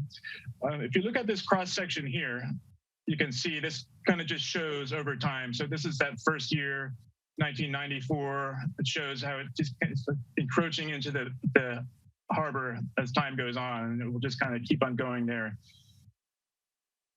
One of the unexpected things that we found with that is over the past, I don't know, maybe 7 or 8 years, eelgrass has started to form inside the harbor. And eelgrass is a really important biological habitat. It's obviously, treasured by regulatory agencies and something that has to be protected.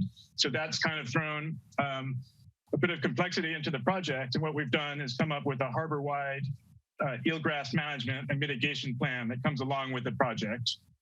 And I'll just give you a little bit of detail about that. But the only other place inside the harbor where we found eelgrass was over here on the West Basin.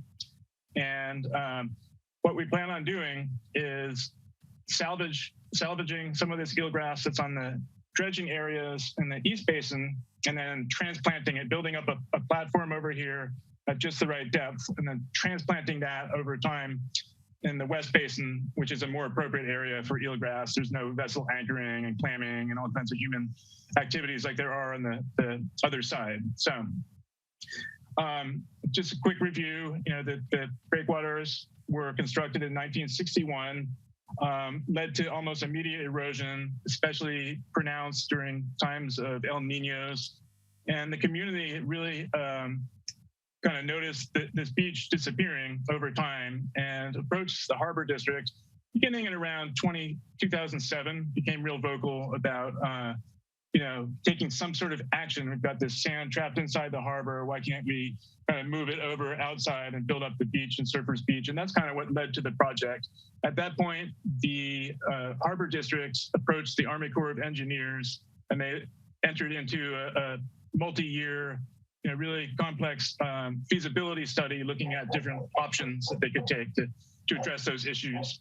The Army Corps of Engineers determined that there is no economic justification for it to be a federally sponsored project. So in other words, the Army Corps is not going to pay for that dredging because generally the Highway 1 is never going to be a loss because they'll keep on building up that revetment as it erodes away, and it didn't pass the cost-benefit analysis to be able to be that federal project. So in lieu of that, the Harbor District Board of Commissioners took it on as a pilot project around 2017, 2016, and decided that they'd like to do the project themselves in collaboration with the sanctuary and regulatory agencies as a pilot project to kind of study it, looking at if there's any impacts and if it's effective in addressing the erosion. So kind of quick summary here, and I'll get into the details of the plans in a couple of slides. But what we're going to do, what's being proposed, is to take that clean sand that's inside the harbor, and it has been tested. We've got a lot of documentation to show that it's really good quality beach sand that would have been on the beach anyway had it not been for those outer breakwaters. So it's going to take that sand along the east breakwater and create 4.1 acres of beach habitat along about 1,000-foot stretch, the most highly eroded stretch of Surfers Beach, just next to the east breakwater. And there'll be an extensive amount of physical and biological monitoring to study it, see what happens, where does the sand go. And we expect that even if it disappears off the beach after a few years, it will still enter into the system, make the waves break out a little bit farther, preventing that erosion, and also working its way down the coast, to Murata Road and other erosion hotspots. So the idea is to really study it carefully and ideally, if it's a success, to pursue a larger project in the future and kind of have an ongoing sediment management program that addresses the shoaling and the erosion. So the cost estimate given by the engineers is anywhere from 2.9 to 3.6 million for just the dredging of the harbor and the placement on the beach.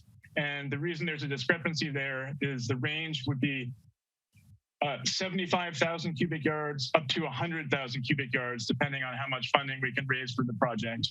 So the 3.6 million would be the estimated cost for that larger version. It's just kind of an incremental additional cost since they already have the equipment there.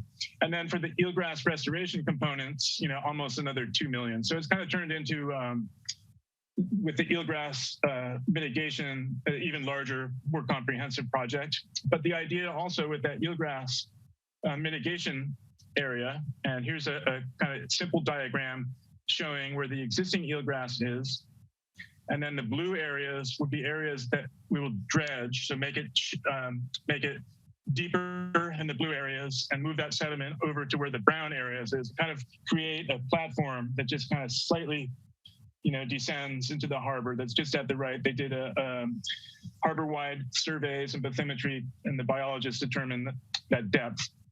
So here's some more detailed engineering plans. But the idea is, as time goes on, and let's say the boat launch ramps, which need to be dredged every 5 to 8 years or so, depending on conditions, we could continue to fill in that area and expand those eelgrass beds over time. This is a plan view of the dredging areas of the harbor district. And real quickly, and we can get into more detail if anybody has questions later, but this eelgrass here outside of the dredging areas is going to stay there as a reference bed. So the scientists want us to study that to be able to see overall trends and what happens with the eelgrass that we transplant. So we're going to keep that and study it.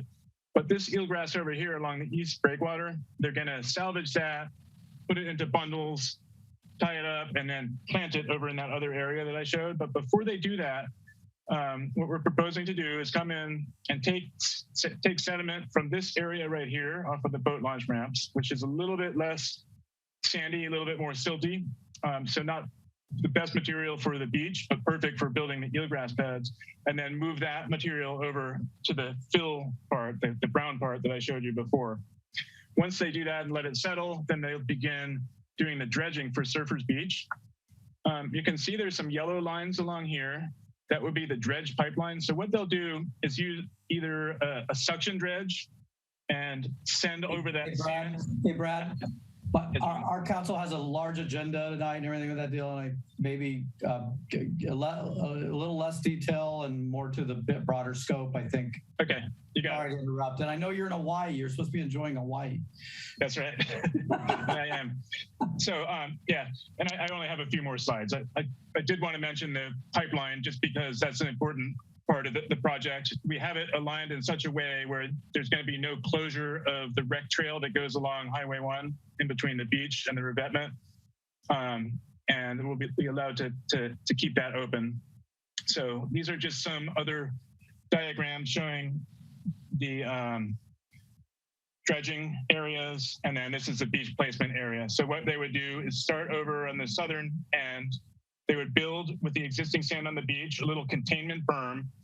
They would pump that sand and water slurry mixture landward of that berm and kind of let it percolate in there. And then once it's had a chance to settle and the water settles down, they could use heavy equipment to spread it.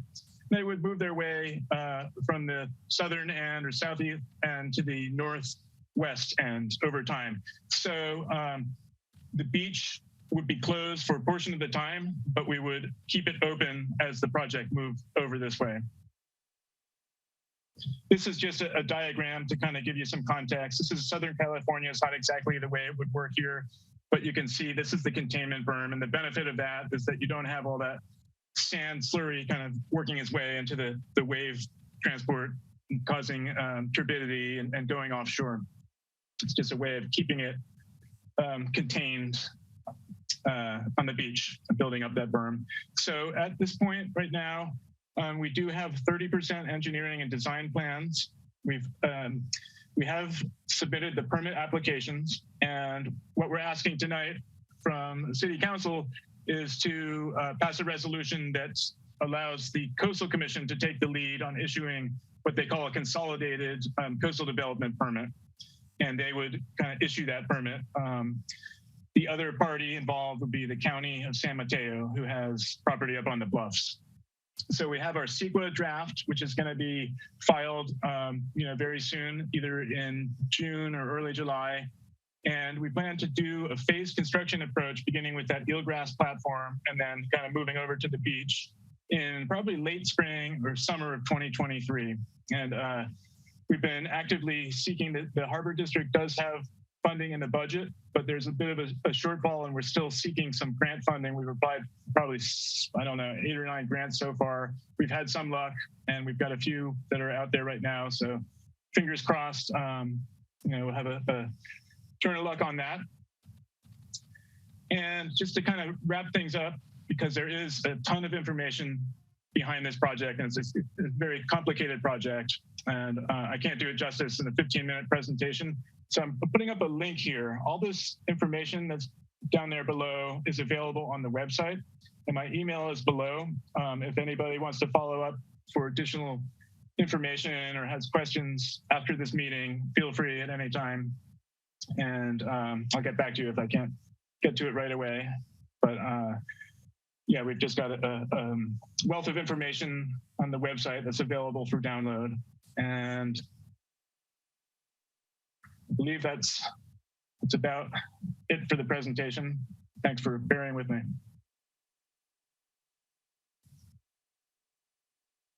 Very interesting project. Thank you. Yeah, it has a lot of public support, and we haven't heard any opposition to it yet. It's kind of a win-win situation as we see it. And ideally, if everything goes according to plan, it turns out to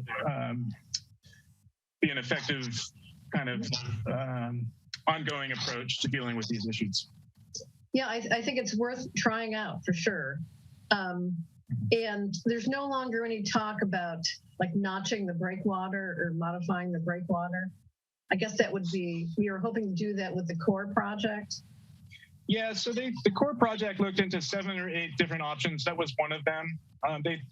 Their preferred alternative was what was called the medium-sized beach fill alternative. So it's basically 150,000 cubic yard version of the project that I just explained to you, a little bit larger than what we were planning on doing as a pilot project. But all the modeling and background information that they went through, they found that would be the most selective or the most effective alternative.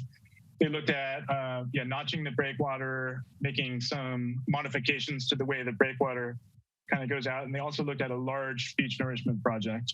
And they didn't find any merit in the notched breakwater concept. But if anybody's interested in reading more, I can send me an email and I can send you those reports that go into a lot of detail.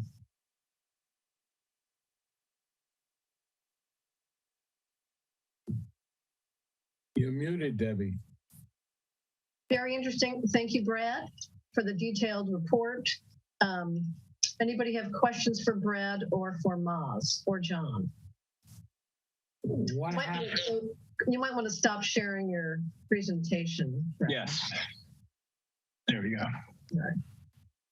I don't see any raised hands. Oh, Harvey. What happens if you don't get your grant funding? Well, I think that there's a good likelihood that there will be enough funding in the budget to do the smaller version of the project, which is 75,000 cubic yards. We do have $800,000 from Division of Boating and Waterways. So we already have some grant funding, and we received some other funding in a partnership with the Greater Farallon Sanctuary Association to help pay for some of that monitoring that we talked about, the biological monitoring. So, I think it's going to happen regardless. There might be a little bit more of a delay in the meantime, but there's a lot of support for this project, and there is quite a bit of funding out there. So I think if we keep on kind of looking for that funding. It will come, hopefully sooner rather than later, but there's nothing definitive. I think it's on the radar of One Shoreline as well, right? That's right, yeah. So that's a possibility, especially if the parcel tax goes on the ballot and is approved. And then, if One Shoreline can free up another big slug of state agency funding too. So. I wish you luck.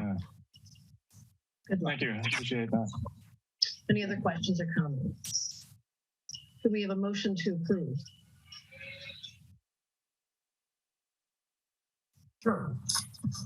Make a motion to adopt, move that we adopt a resolution authorizing the city manager to submit a letter to the California Coastal Commission in support of a consolidated coastal development plan application for the Surfers Beach pilot sand replenishment project filed by the San Mateo County Harbor District, and further requesting the California Coastal Commission assume the lead agency role.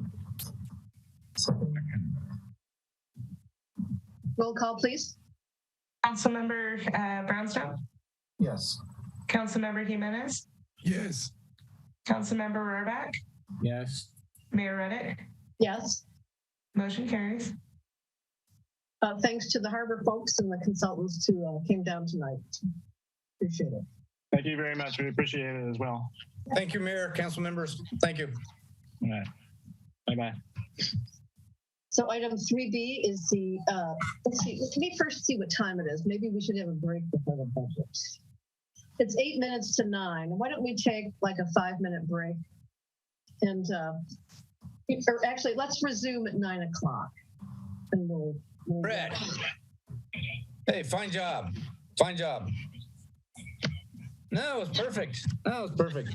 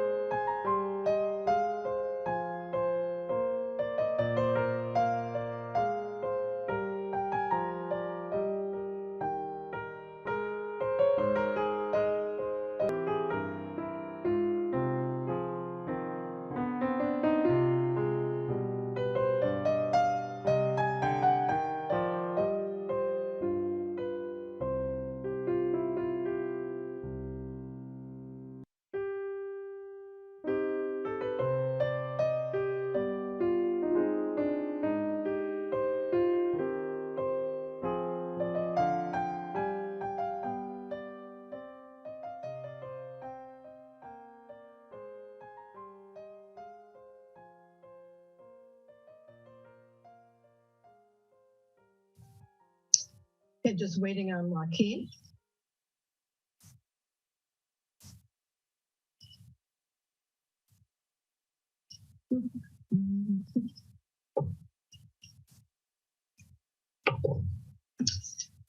Okay, welcome back, everyone.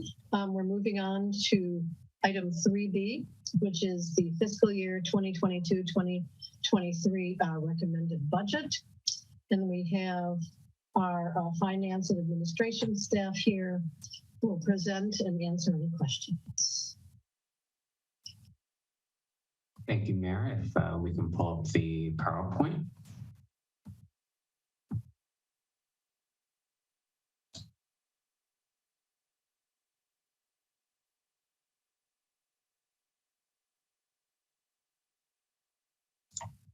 Who is pulling up the PowerPoint? It's Brian. Okay. Sorry, technical difficulties. Hang on. I'm back up, so let me know if you need me to pull it up.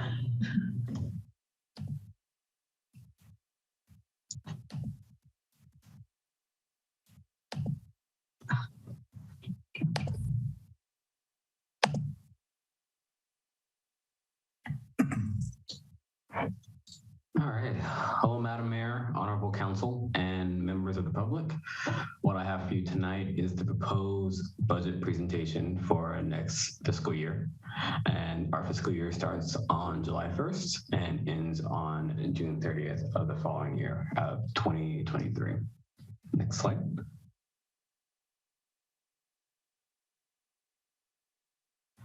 As council is aware, but for the public, this budget went through quite a process, and here's a timeline of that. We started in early March with community listening sessions. These are opportunities for the public to just voice their concerns to council, and council just listens. This is an annual activity, and these are held in both English and in Spanish. From there, council does strategic planning and priority setting. In priority setting, council comes up with 4 to 5 broad categories or goals that helps guide staff in creating the budget. From there, staff crunches the numbers and presents the first draft to the finance subcommittee for first feedback. From there, we take it to council in the first meeting of June for potentially more feedback or questions. And here we are today, finally, to formally adopt the budget. Next slide, please. In the June 7th presentation, a few weeks ago, staff presented a much more detailed presentation about what's in the budget. For tonight, we just have the top level highlights. In this budget is increased support for the CARES program. This was launched this year, and we want to continue support there. Additionally, the budget includes the creation of the Economic and Community Vitality Division. This division is for promoting engagement in the community through grants, the CSFA grants, economic development, and other support. This division will be led by a new position called the Economic and Community Vitality Manager. At the June 7th meeting, council requested a job description for this position. That description has been included in the agenda. Other than that request for the job description, there was no other feedback staff received, and thus there is no change in the budget from the last meeting. Here's a summary by the numbers. Revenues are at 21.3 million, an increase of 1.7. A lot of that increase is due to TOT. TOT is doing well, and we're back at pre-pandemic levels. Also, a 15% increase is in effect. It was approved by voters back in November of 2020. Expenditures are at 23.4 million, a $2 million increase. Again, the big drivers of that is the Economic Community Vitality Division creation, rising costs in our existing contracts. Inflation is here and it's affecting the city as well. And then finally, we have a $4 million contribution to capital projects, about a $500,000 increase from the prior year. And finally, our reserves will total 9.7 million. Another view, you can see our revenues at 21 million. The expenditures are broken out between operating and capital. Operating is at 19 million, and capital is at 4 million. We do have a total deficit technically by 2.1 million. We meet that deficit with the use of general fund unassigned balances. Unassigned fund balances is a big auditor word. It's pretty much savings from recognizing years prior or revenues that the city has accumulated in years prior.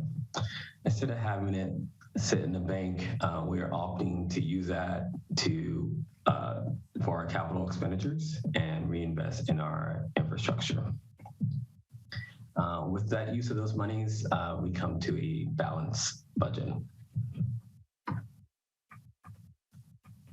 And referring to those balances, here's what the balances will look like at June 30th of 2023. This is a comparison of the revised budget, the numbers that we thought back in March, a estimated how we think we're going to end the year and what the recommended is for next year. For this year, we have about 8.9 million for reserves. We planned that, but now we're estimating that our unassigned funds will be 3.2 at the end of this fiscal year.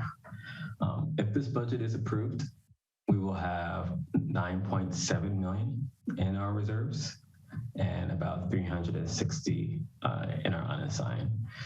The dip between the unassigned funds is for capital expenditures, like I mentioned in the previous slide, but also our reserves are increasing, going from 8.9 to 9.7, about a $700,000 increase. Overall, happy to report that our reserves will be 50% of operating expenditures going into the next year. If there's no further questions, here are the recommendations to council.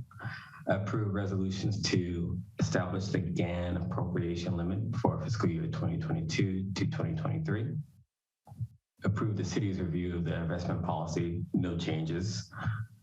Adopt the fiscal year 2022-2023 annual operating and capital budget, and adopt a resolution to establish the classification and salary schedule for the economic and community vitality manager. With that, I will take questions. Thank you, Ken. Questions from council members for Ken?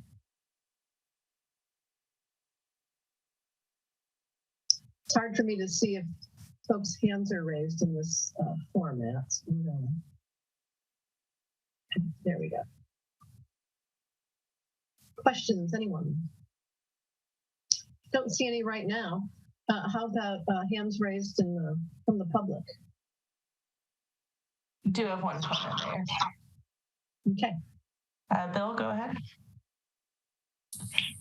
Hi, my name is Bill Balson. I have looked at the budget that was published 2 weeks ago and again, just recently very closely. It's neither sound nor sustainable. The city's forecast is for millions of dollars of deficits, 2 million this year and at least $1 million in every year for the next 5 years by their own charts. The city's economic forecast, in my opinion, is too rosy. It was developed before the recent bout of inflation or recession risk hit us all and has caused the stock market to decline precipitously. That is likely to produce a recession in the near term. It could seriously affect the city's revenues. There are also large unfunded obligations for the cities that are not for the city that's not in the budget. The city should remove or reduce discretionary spending to produce a balanced budget where expenditures are in line with revenues and the reserves are not reduced. I've submitted extensive comments 2 weeks ago and then again a few days ago, which I incorporate into my comments, and happy to answer questions about those. Thank you. I have no other hands raised, Mayor. Other hands raised. So Mr. Balson has been generous enough to put his concerns in writing in advance. And, I think it would be appropriate for a finance staff to make some response tonight. I think that the finance committee has taken a pretty good look at this, but I think we need to respond to the public's concerns in as open and transparent a way as possible. And I know that that's been done in a written response. I'd like to hear it from staff this evening. Of course, Mayor, we can actually respond. Ken can actually tackle a few of the questions, but I'd like to start off by the statement he makes regarding that the budget is not balanced and we don't take into consideration inflation. In last meeting, Ken very accurately portrayed that we are actually looking at inflation impacts on our budget. We are continuously working with department heads to gauge costs and make sure that we know coming down the road what we're going to be taking from our expenditure list. We actually do have a balanced budget, and I want to just clarify one point before I turn this over to Ken so he can add the numbers. Point of it is that there seems to be some confusion in spending down our reserves. That I know in some of his written comments, he referred that we are spending down our general fund reserves, which is not entirely accurate. We actually are not spending our reserves. And in fact, as Ken just pointed out, we have actually contributed to them. We are continuously preparing the city for the fact that, you know, at any time something could happen. We showed that 2 years ago when COVID hit, and we had to take drastic actions because our TOT went down to 0 in a couple weeks' time. So I just want to say that we are definitely looking at every single thing when we balance this budget. This is not a guessing game. Ken is very thorough in looking at the numbers, making sure the accounts are matching up, telling department heads what is exactly in their budget before we move forward. So these numbers are very accurate. And in terms of forecasting, I think the fact that we are being honest, that we are looking into the future and seeing potentially a deficit is actually part of the solid planning that we put into effect, because we're not looking at a rosy picture. In fact, we're being very brutally honest that we potentially, if we don't plan correctly, could be into a deficit. So, I mean, that is just from my standpoint, but I will let Ken talk because he has the numbers and what he prepared in terms of the budget. Thank you, Lisa. Yeah, I want to second Lisa's comments. I want to add that the forecast is not a plan. It's a planning tool, but it's not a plan. And that in that forecast is 5 years, which is 5 budget cycles and mid-year cycles and things to adjust. So we are aware of the challenges for the city as far as ARPA expiring and inflation. And we're transparent about that. But there's plenty of opportunity, and for one, it's a forecast that might not come true. And there's plenty of opportunity between now and 6 months from now to adjust and adjust again and adjust again. But I do hear that concern. The second point that I want to second Lisa's comments on about spending down our reserves. We are using unassigned fund balances to meet our obligations. These are monies that don't have a purpose. As a municipality, there's not a lot of having money saved somewhere is not always most preferred, because if it's saved, you're potentially not doing things for the community and reinvesting and some of the services that the government takes on. So that's what I want to add to Mr. Balsam's comments. And Madam Mayor, I'll make a couple of high-level comments, observations. And Ken, if you could go back to the one slide where you show the unassigned balances, I do have a comment on that one. But I'll start with a comment on capital. So I think one signal of a healthy organization, a government organization, is the ratio or how much general fund is being committed to capital. Most expenditures will boil down to either capital or labor, basically. And there's studies out there that show that governments generally don't have the right capital labor ratio. Governments will tend to spend more on labor and less on capital than the private sector. They're not as good at reinvesting into capital as the private sector. And that's a phenomenon that's been shown in economic studies. So this year, you saw the slide where we're committing $4 million from the general fund to capital, which is about 20% of our general fund revenues. I don't have a comparison of all the other cities, but anecdotally and from experience, that is probably substantially high. There are many cities in California that probably don't allocate any general fund to capital above what's required for matches to grants and so forth. A lot of cities rely on special sources, special funding sources, grants, gas tax, et cetera, for a lot of their majority needs. And it's not standard that cities are putting that much general fund into capital.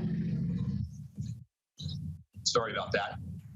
I would say that that 4 million is the most that the city that we've recommended putting into capital in the 4 years I've been here.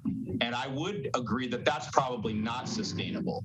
Our commitment to capital fluctuates each year, and my observation is that probably between 2 and 2.5 million is probably the sweet spot.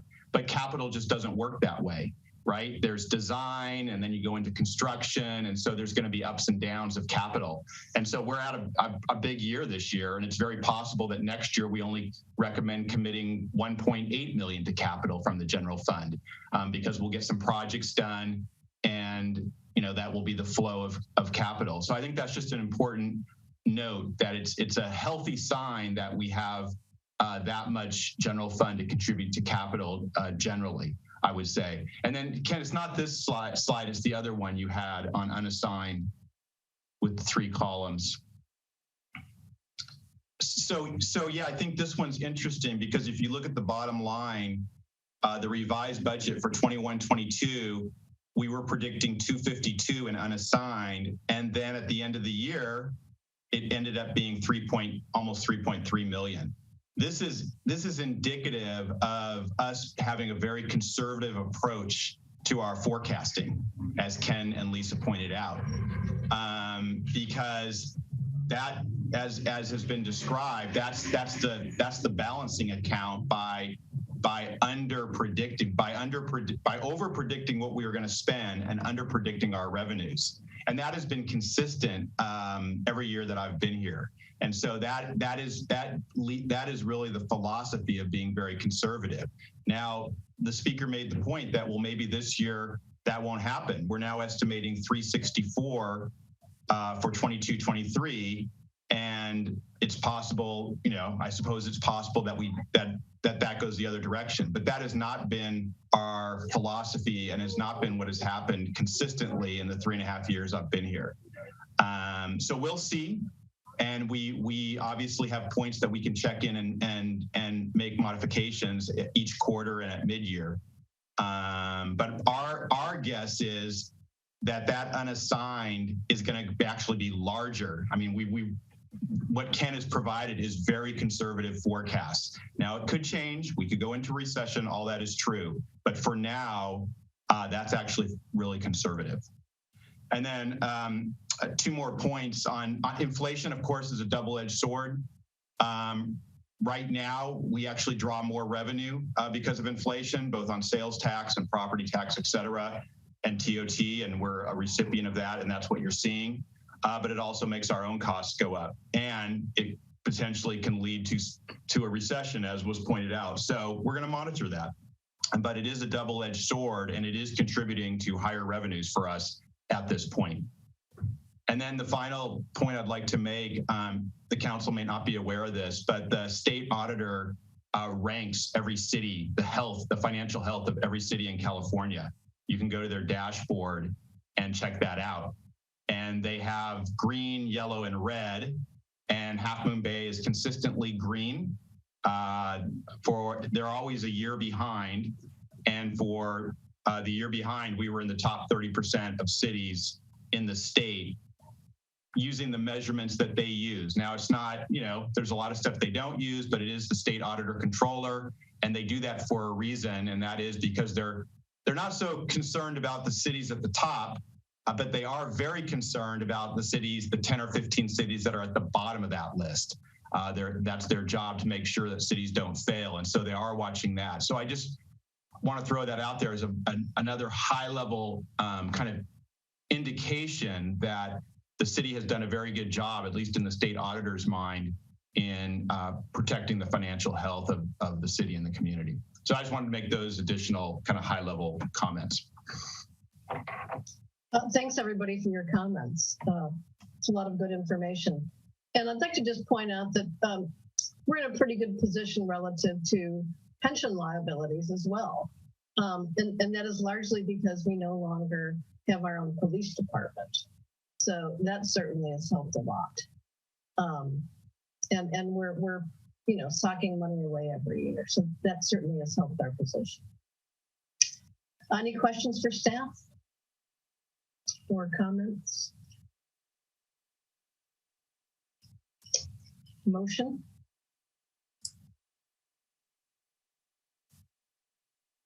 Oh, let's see. Yeah, I move that we, one, establish the GAN appropriation limit for FY 2022 through 23, that we, two, approve the city's review of the investment policy, that we, three, adopt the FY 2022-23 annual operating and capital budget, and four, establish the classification and salary schedule for economic and community vitality manager. Second. Roll call, please. Councilmember Brownstone? Yes. Councilmember Jimenez? Yes. Councilmember Arbach? Yes. Mayor Reddick? Yes. Motion carries. Thank you.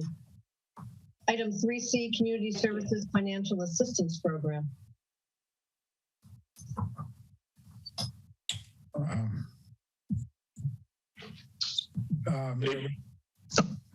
Sorry, go ahead, Councilmember Jimenez.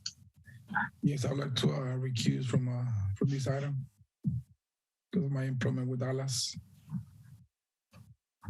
Thank you, Joaquin. Go ahead, Victor.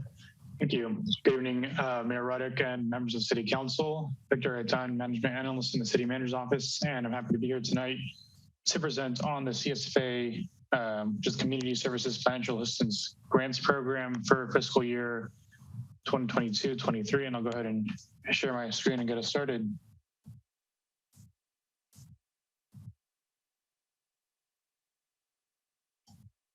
All right.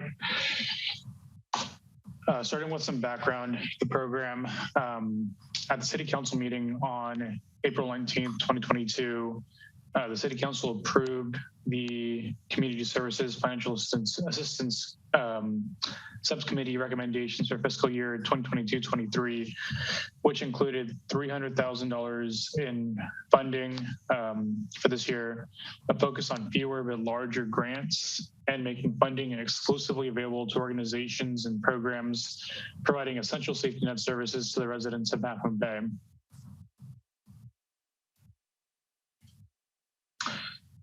And for fiscal year, for the purposes of the CSFA program, safety net services include services related to basic needs such as food, shelter, clothing, employment, and other public benefits assistance. Services related to housing and security such as shared housing capacity, rent relief, and renters' rights assistance. And mental health and wellness services such as individual and family counseling and case management. And for fiscal year 2022-23, the subcommittee also identified an opportunity to align the CSFA grants program with the Coastside Recovery Initiative and directed staff to develop a plan that integrates the CSFA program with CRI, which includes the implementation of a cohort model. And to explain a bit more about the overlap and intertwine between CSFA and CRI and the cohort model, I will now pass it on to Karen Decker, our Senior Management Analyst. Great, thanks so much, Victor. And I really appreciate this opportunity to talk to you about a couple new approaches to the CSFA grant program that have been informed by the Coastside Recovery Initiative, as Victor just mentioned. And if anybody on Facebook or in the webinar is not familiar with the Coastside Recovery Initiative, you can find out more information at coastsiderecovery.com.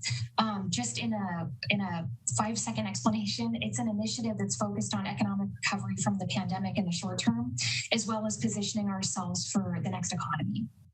So in March, the initiative produced a report, and in that report, we outlined 15 recommendations across 4 working teams. And one of those groups, Team Thrive, analyzed how to help local businesses and nonprofits survive and thrive. And so throughout that year-long planning process, we took away insights that have bearing on CSFA. Our findings revealed growing inequity and need. We talked to nonprofit line staff and heard a lot about coastsiders in dire straits. Housing evictions, confusion around things like renters' rights, and how complicated it can be to enroll in public benefits programs. We heard a lot about food insecurity and referrals to behavioral health rising, along with wait lists. And so this is just very brief context behind the recommendations from Team Thrive, which led to some great conversations in the CSFA subcommittee meetings. In terms of the cohort approach and also the technical assistance, for the upcoming funding cycle, we are introducing a cohort approach for a few different reasons. Benefits of a cohort go beyond a grant that's aimed at just helping one organization, because it facilitates collaboration among organizations to extend their reach and their impact. And cohorts support social change on a larger scale. In cohort meetings, nonprofits come together in a way that allows for peer learning and problem solving and collective action in ways that when they go it alone, that's just not as effective in trying to move the needle on some of these really challenging issues that they know, frankly, better than most. And nonprofits don't always have the time or space to connect with their peers or reflect on things like strategic planning or succession planning, because frankly, they're overburdened and they're so busy keeping their services going and supporting their staff. We also want to provide a venue for hands-on technical assistance and support. So what I mean by that is this can involve a lot of different things. It could be bringing in external resources and experts to provide best practices. And that could be, in terms of service delivery, like streamlining public benefits or mental health first aid, or it could be something that's required by law, like sexual harassment training for supervisors. But if you think about trainings like that and each nonprofit kind of going it alone and offering that separately, it's expensive and it's inefficient. So in terms of what we mean by safety net providers, Victor's going to take us through eligibility requirements. Victor? Thanks, Karen. So I'll go over a bit of what the application process looked like this year, and then go into the recommendations the subcommittee came up with for this year. So the application period opened on April 20th and closed on May 15th. The city received 16 applications overall for a total requested funding amount of $495,556, which is one of our largest requested funding amounts ever. Staff conducted an initial review of all the applications to determine whether applicants met minimum qualifications, and subcommittee members then reviewed the applications individually before meeting on May 23rd to review, discuss, and form a recommendation to the City Council.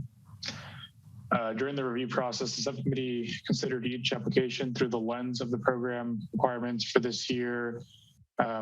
As I mentioned, one of the main ones being that funding be made exclusively to organizations and programs providing essential safety net services, and top consideration also given to applicants who demonstrate how program funding increases collaboration, coordination, and capacity building among other nonprofits providing safety net services, organizations that incorporate culturally competent and language accessible outreach services that combat misinformation and link the hard to reach with existing programs and resources, and organizations and programs that incorporate innovative approaches and best practices in the delivery of services. So that was really what the subcommittee was tasked with, what they really focused on in reviewing all the applications and in making the recommendations. And after thorough review and consideration, subcommittee recommends the following funding allocations for fiscal year 2022-23. So here we have, I believe, 9 organizations and funding set aside as well for the cohort support that Karen mentioned. So here you have the organization on the left-hand side, the program name, the requested funding amount that the organization originally included in their application, and the proposed funding amount from the subcommittee recommendation after discussion. So we have 32,000 set or recommended for Abundant Grace Co-Site Worker, 50,000 for ALAS, 50,000 for Co-Site Hope, 40,000 for Senior Co-Siters, 25,000 for Co-Site Adult Health Center, 24,000 for Boys and Girls Club, 25 for El Centro de Libertad, 14,000 for Sonrisas Dental Health, and 10,000 for the Cabrillo Education Foundation for the Community Resilience Hub. And you'll notice that some of them have larger discrepancies between the requested funding amount and the proposed funding amount. For some of those, like Abundant Grace and El Centro, we actually worked with the staff, worked with those organizations to amend their proposals, which ended in lower funding amounts. And some of them, like the Career Education Foundation, after discussion, the subcommittee decided to fund them partially instead of not funding them at all. So that was a consideration there. And I do believe that we received a question about the Community Resilience Hub, so I'll go over that program briefly. The city did provide $10,000 in funding in fiscal year 2021-22 to support the creation of the Community Resilience Hub, and it's still in its early stages in being created and started. So the Community Resilience Hub is a collaboration between the Career Education Foundation, ALAS, and the Boys and Girls Club, and it offers a central location for essential services and community connectedness for Half Moon Bay students and families. And they actually have a physical center that is located, I think they were working on it right now, actually. It's located in the Portables on the south end of Cunha Intermediate School. And there they will offer services such as tutoring, mental health services, culturally relevant visual and performing arts, a tech lab, among several other resources and services. And the funding for this, even though the original funding request was for the tech lab and some technology, the funding that's being recommended is for general support for the Resilience Hub. And these are the organizations that are not being recommended for funding. We have about 6 or 7, I believe, for a total requested funding of $146,556. And these organizations, all the organizations are worthy organizations, all have worthy causes and programs. But again, in reviewing all these applications through the lens of essential safety net services, the organizations that were presented previously really rose to the top. And so unfortunately, these organizations are not being recommended for funding this year. Once final council direction on the subcommittee recommendations has been provided, staff will then work with the selected agencies to finalize the grant agreements, which will detail specific objectives to be achieved with the use of these funds. And staff will also start coordinating the first cohort meeting. And with that, I'd be happy to take any questions or go back to any slides you might like to look at again. Thank you, Victor and Karen. Any council questions?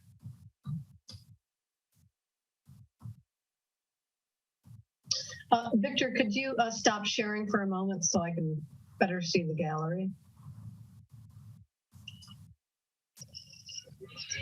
I just have a comment. Robert? Just a quick comment. We are not a full service city. We're a contract city.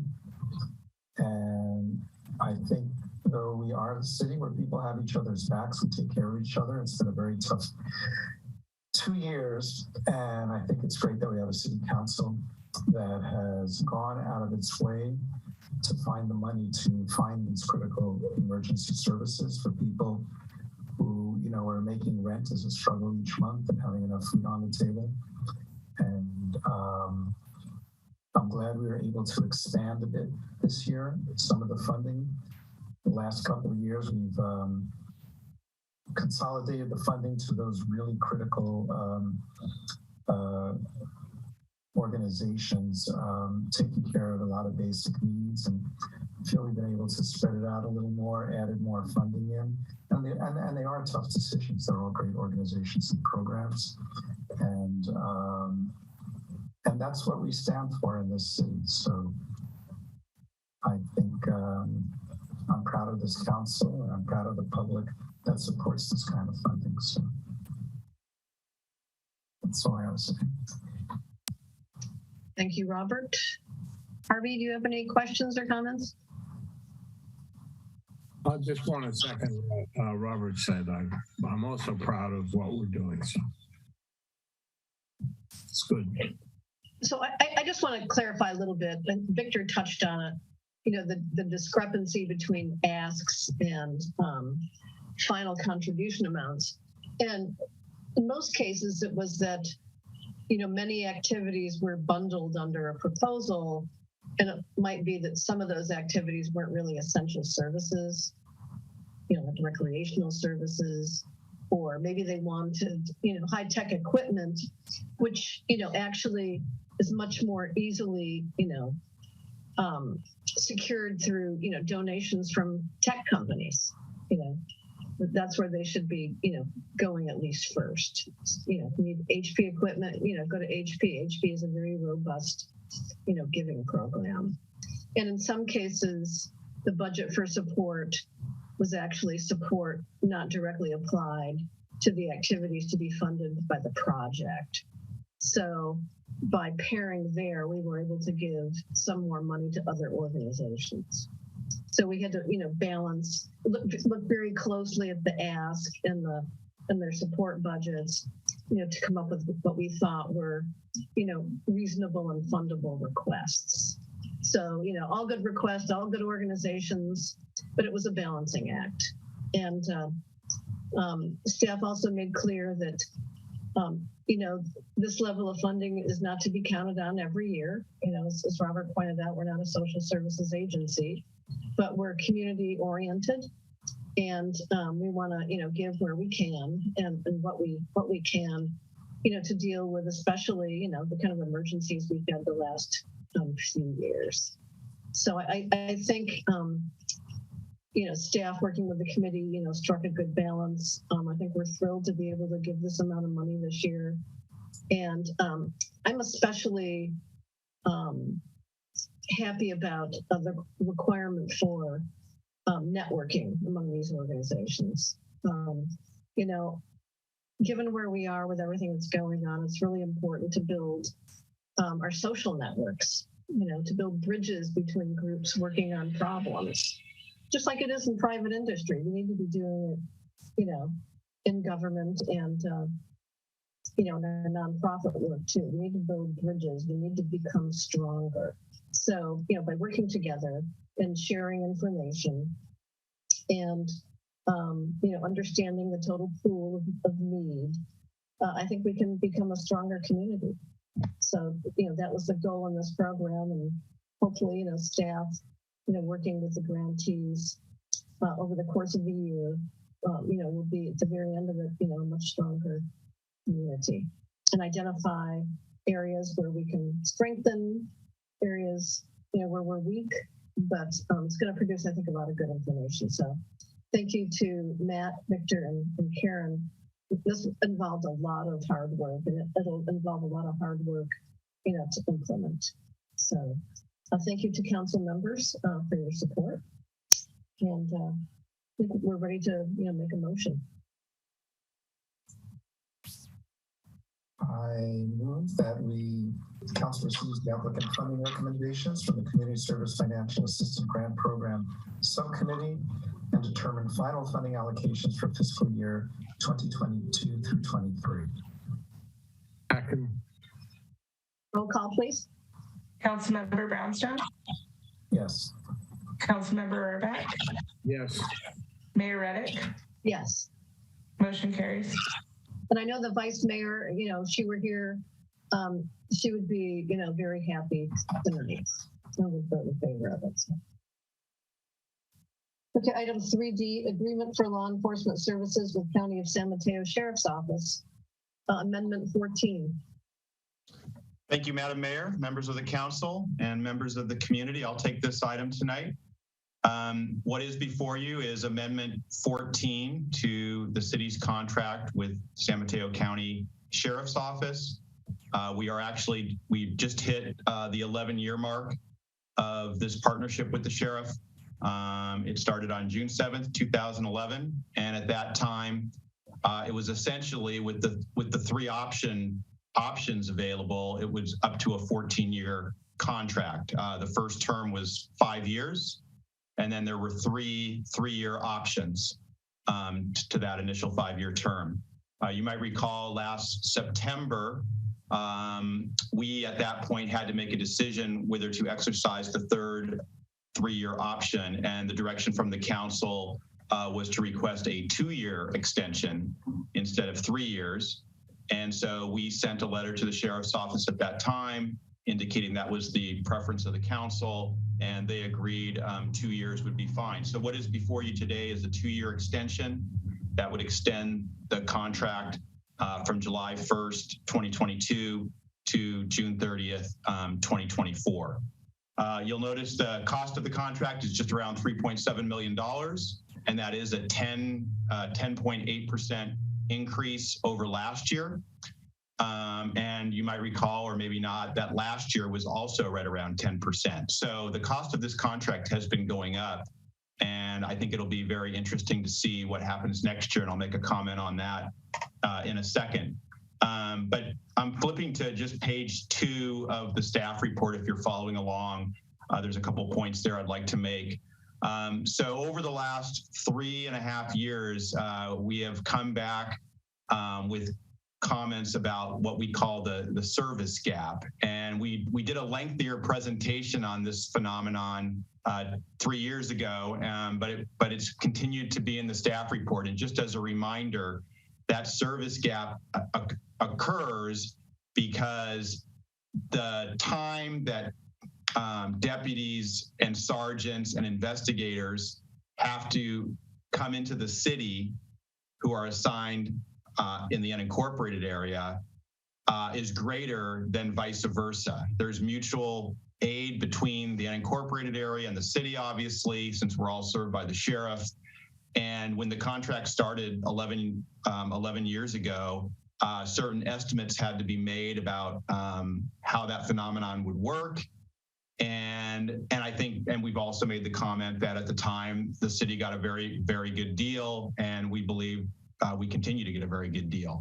But when I arrived here 3.5 years ago, we had some lengthy meetings with the sheriff, and they had done some substantial work in putting a dollar amount to that challenge, and basically indicating, well, not only were we getting a really good deal, but like too good of a deal, and we should bridge that gap. So we made a commitment to bridge that gap over 3 years.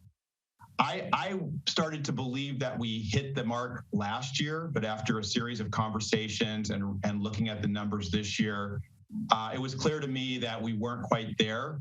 The sheriff did give us a break 2 years ago. I think it only went up by like 3%, and that was right after the pandemic hit. So in going back and looking at all the numbers and having kind of this iterative approach with the sheriff, we came to the term that we have reached, with this extension, we'll have fulfilled that service gap. So that's a very important milestone. Obviously, we have a new sheriff-elect, and there's the ability to have conversations with her, make amendments to the contract, and so forth. And the fact that we go in with this kind of clean slate, and this will be a phenomenon that she's not aware of, so we'll have to go over it with her, I think just puts us at a nice spot. I was going to make a comment about the, so that's kind of part of what's the 10.8%. I mean, there's a COLA there, a cost of living adjustment, but it was the remainder of making up that service gap. Looking forward, we'll see. Inflation has come up. Yeah, question, please, Mayor. Oh, we're out of a quorum. I was about to interrupt. I think we need to text Joaquin for a few minutes to make sure he comes back. Okay, I'll pause. Or Harvey, turn on his video. But just to clarify, I want to make sure that Councilmember Joaquin has been summoned back to the meeting since he recused on the last item. Just texted him. Thank you.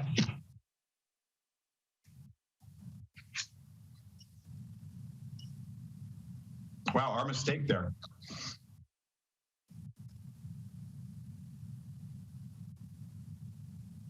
I think we just assumed that he was listening, you know, because you could listen but be off screen. So he's on his way back, but we have a quorum now with Harvey back. So, you know, 3 of us have to be on visible on, you know, on video for us to have a quorum. So just, you know, make sure you count before you leave.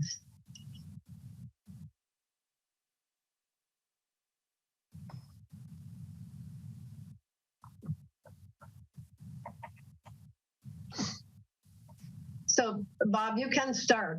We do have Harvey back. Okay. So as I was saying, I think it's, you know, it'd be interesting to see what happens next year.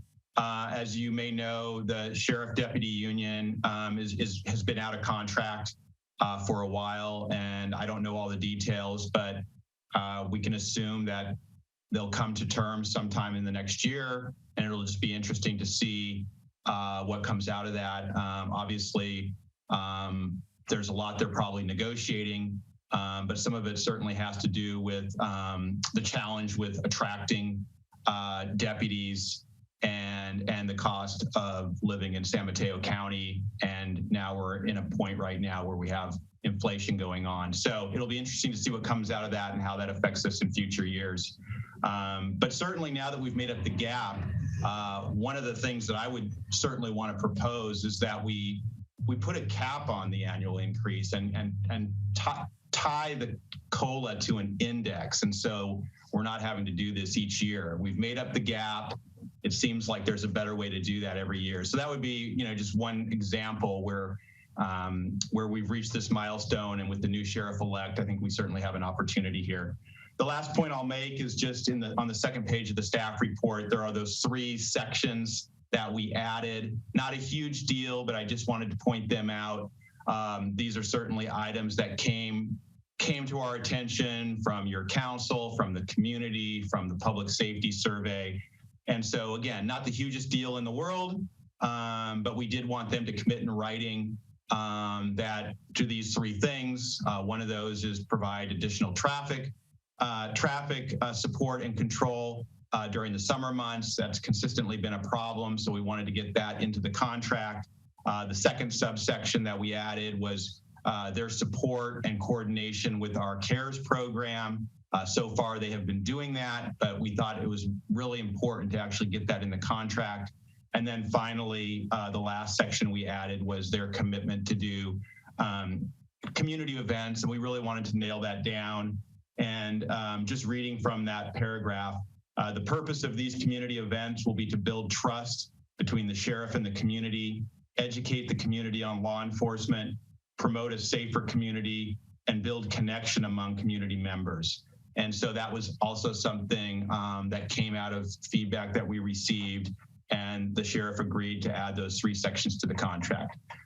So that concludes my report. Happy to take any questions that the council has, and I'll turn it back to you, Madam Mayor. Thank you, Bob. Questions for staff? Harvey. One of the things that was mentioned in the contract was the reports that we would like from the sheriff. Most of what was listed really is not very useful. what would be useful is reports that include the racial makeup of the traffic stops.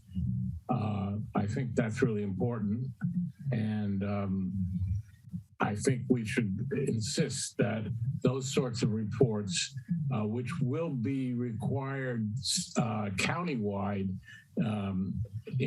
starting in 2024, I think, that we should get them for Half Moon Bay from the sheriff as soon as possible.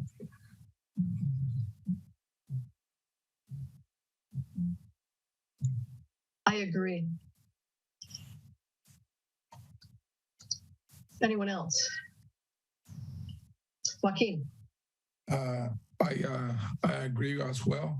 You know, that's something that we have been asking for to be part of our contract.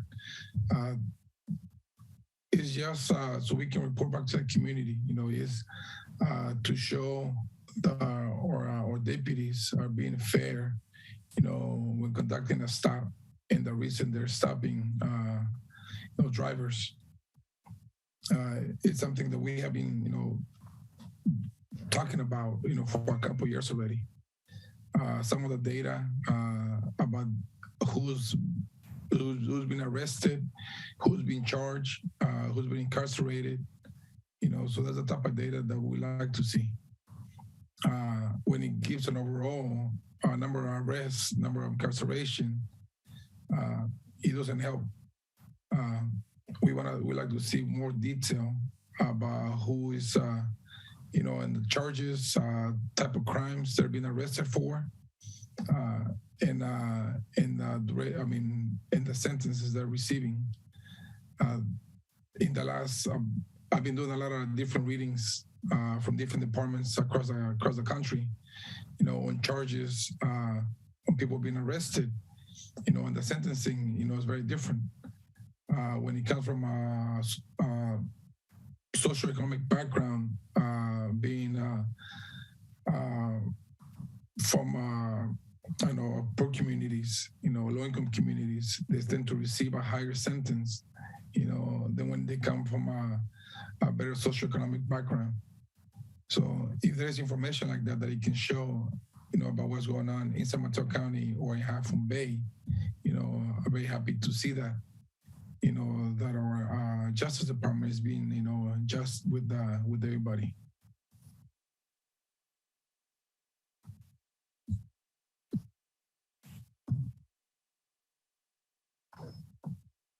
Robert, do you have any comments? No, I think it makes sense to, if it's something that the county is going to do already. And you said 2024, I thought it was earlier. Is that right, Harvey, 2024? I thought it was 2023, but. Madam Mayor and Councilmember Brownstone and Rarbeck, my understanding is the county has already started tracking that data. They were required to do that beginning in January of this year. And then there's another milestone for reporting that I'm not 100% clear on. So they, as my understanding, they have been doing it, and I believe it has been posted to some degree on their own website, but we have not seen it specifically for Half Moon Bay. But as I took the comments from both Councilmember Jimenez and Rarbeck, we can ask for that. We should ask for that. And that's something we're making a note on. Like I said, we have an opportunity now in the next year to think about those kind of things and ask for them, and also request that they be put into the contract. Yeah, I think that, yeah, I mean, it's very reasonable to ask that of the sheriff-elect. I think this sheriff-elect will be very amenable to that, so great. We do have a raised hand. Jessica, do you want to call them up? Yes, David Ablovi, go ahead. Hi, I missed you guys. I hope you're having a good summer. So a year ago at this time, I was lying in a hospital bed and you were debating iatrogenic models of policing and having substantive discussions about revamping how we do public safety in Half Moon Bay. And that was a remarkable time. And I'm grateful to all of you for the effort you put into that. And I know you all did. Since then, we've initiated the CARES program. which is a fantastic first step. And you also deserve credit for that. But what that step doesn't do is release or relieve the tensions in our at-risk communities, in particular the Latino community, and the fear that they have of pretextual stops and all the other stuff we talked about a year ago.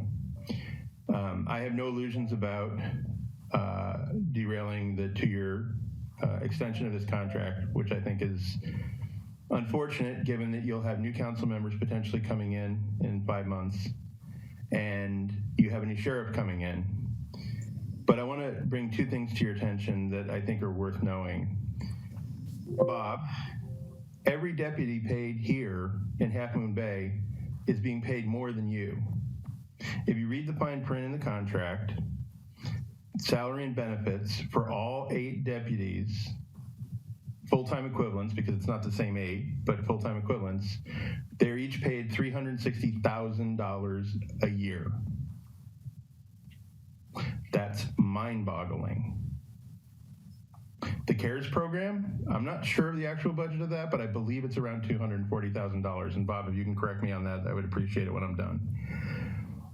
That's point 1. Point 2 is I've been listening to how great a deal this is from every city manager employed by the city and most politicians since 2012.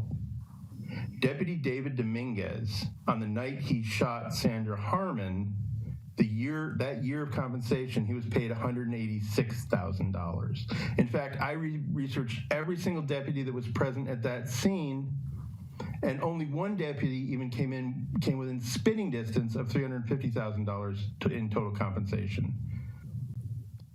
This is not a great deal.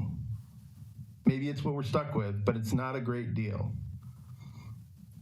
I want to again encourage you to look to the future, to better expend our resources. We can do better than this, and we've made progress, and I'm grateful to that. But we can do better than this, and I would encourage you to do that. Reduce the extension to a year, let the new council, whoever they end up being, and let the new sheriff come into town and renegotiate it. Thank you very much.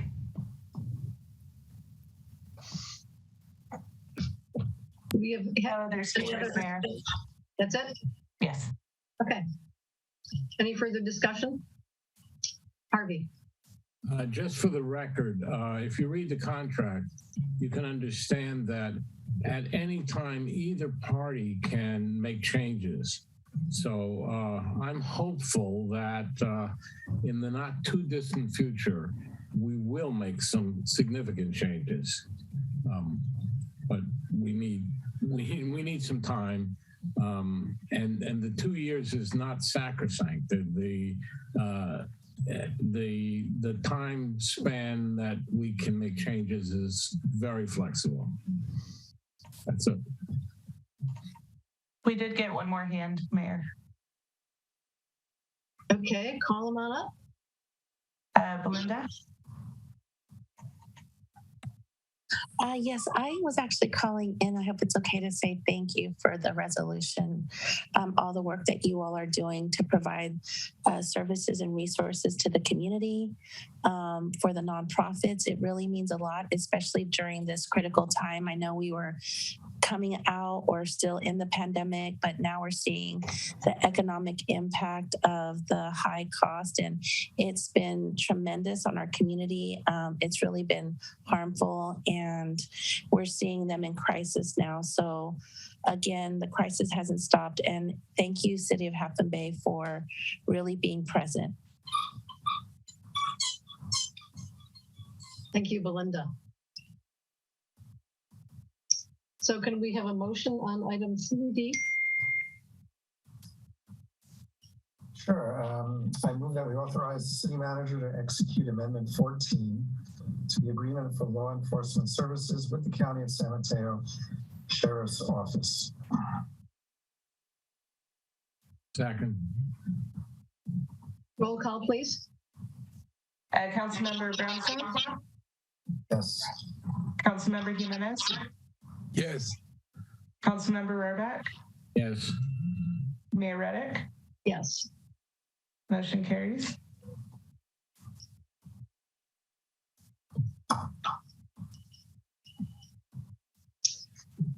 Okay, so we're going back to item 1I. Bob, do you just want to give a brief introduction? You're muted, Bob. Sure, I'll give a brief introduction, and then also because the recommendation is to have the mayor send a letter, and Madam Mayor, you asked for this to be trailed to the end so we could talk about the letter. At some point, Jessica will put it up, and if we want to make modifications on the fly, we can certainly do that if that's the desire of the council. So the Care Court is a governor-led proposal. It's something that he has indicated is a high priority for him at this moment in time.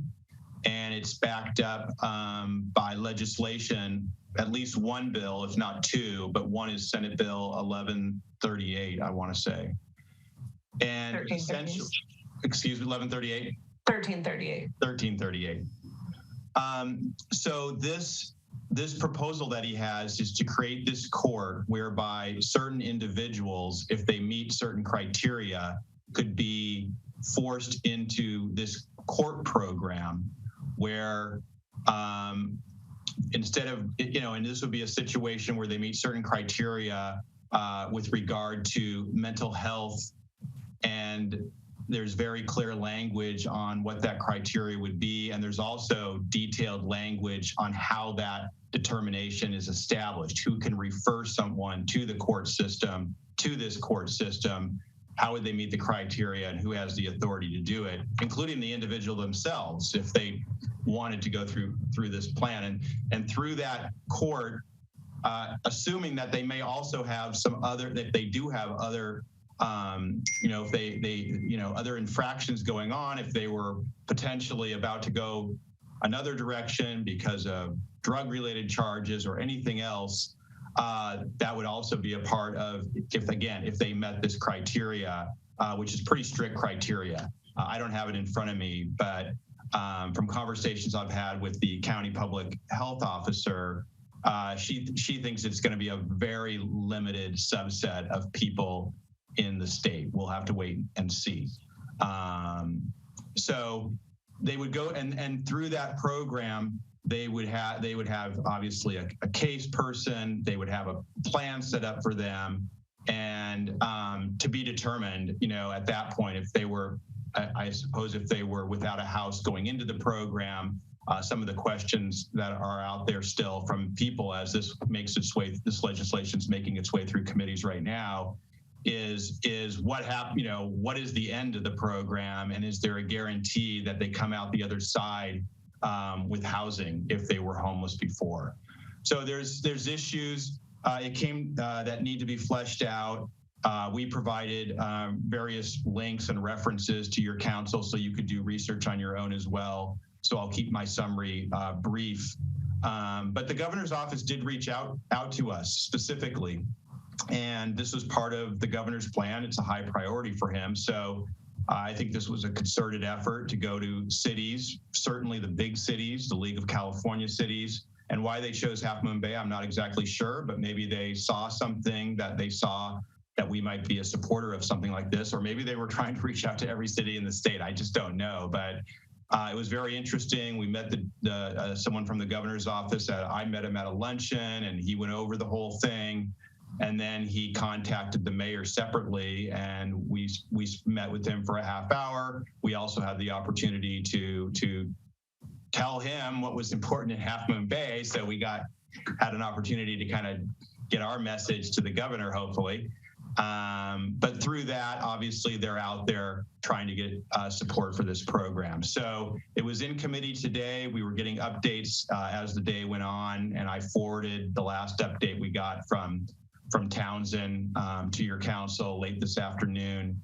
And what's before you at this point is, a letter that would be signed by the mayor, endorsed, have the city on the behalf of the city of Half Moon Bay, endorsing the governor's proposal of Care Court. So that's the brief introduction. I'll turn it back to you, Madam Mayor. And like I said, I guess if this is a conversation for you about whether you want to do it or not. But if you do, but the letter's not quite right, I think Jessica's prepared to make changes on the fly. Yeah, and if the council is so willing to, to trust me to work with her on it, after tonight, I'll just tell you a little bit about that too. We could do that too, yeah. So there was a really good committee analysis produced by the Assembly Judiciary Committee. By the way, it passed out of the Senate. I think only, one no vote. It's in the Assembly. It's being double referred to the Judiciary Committee and the Assembly Health Committee. And the judiciary analysis was very good, very thorough. And it talked about the weaknesses in the bill, and the committee consultant actually ended up recommending a series of potential amendments that, as you can see from the memo you received today, I don't think the committee had the bandwidth at today's hearing to actually consider every single one of those. So they basically ended up saying, we hope that going forward in the next committee and at the Appropriations Committee, the governor and the bill's author will, consider some additional amendments to improve the bill. And it has been improved.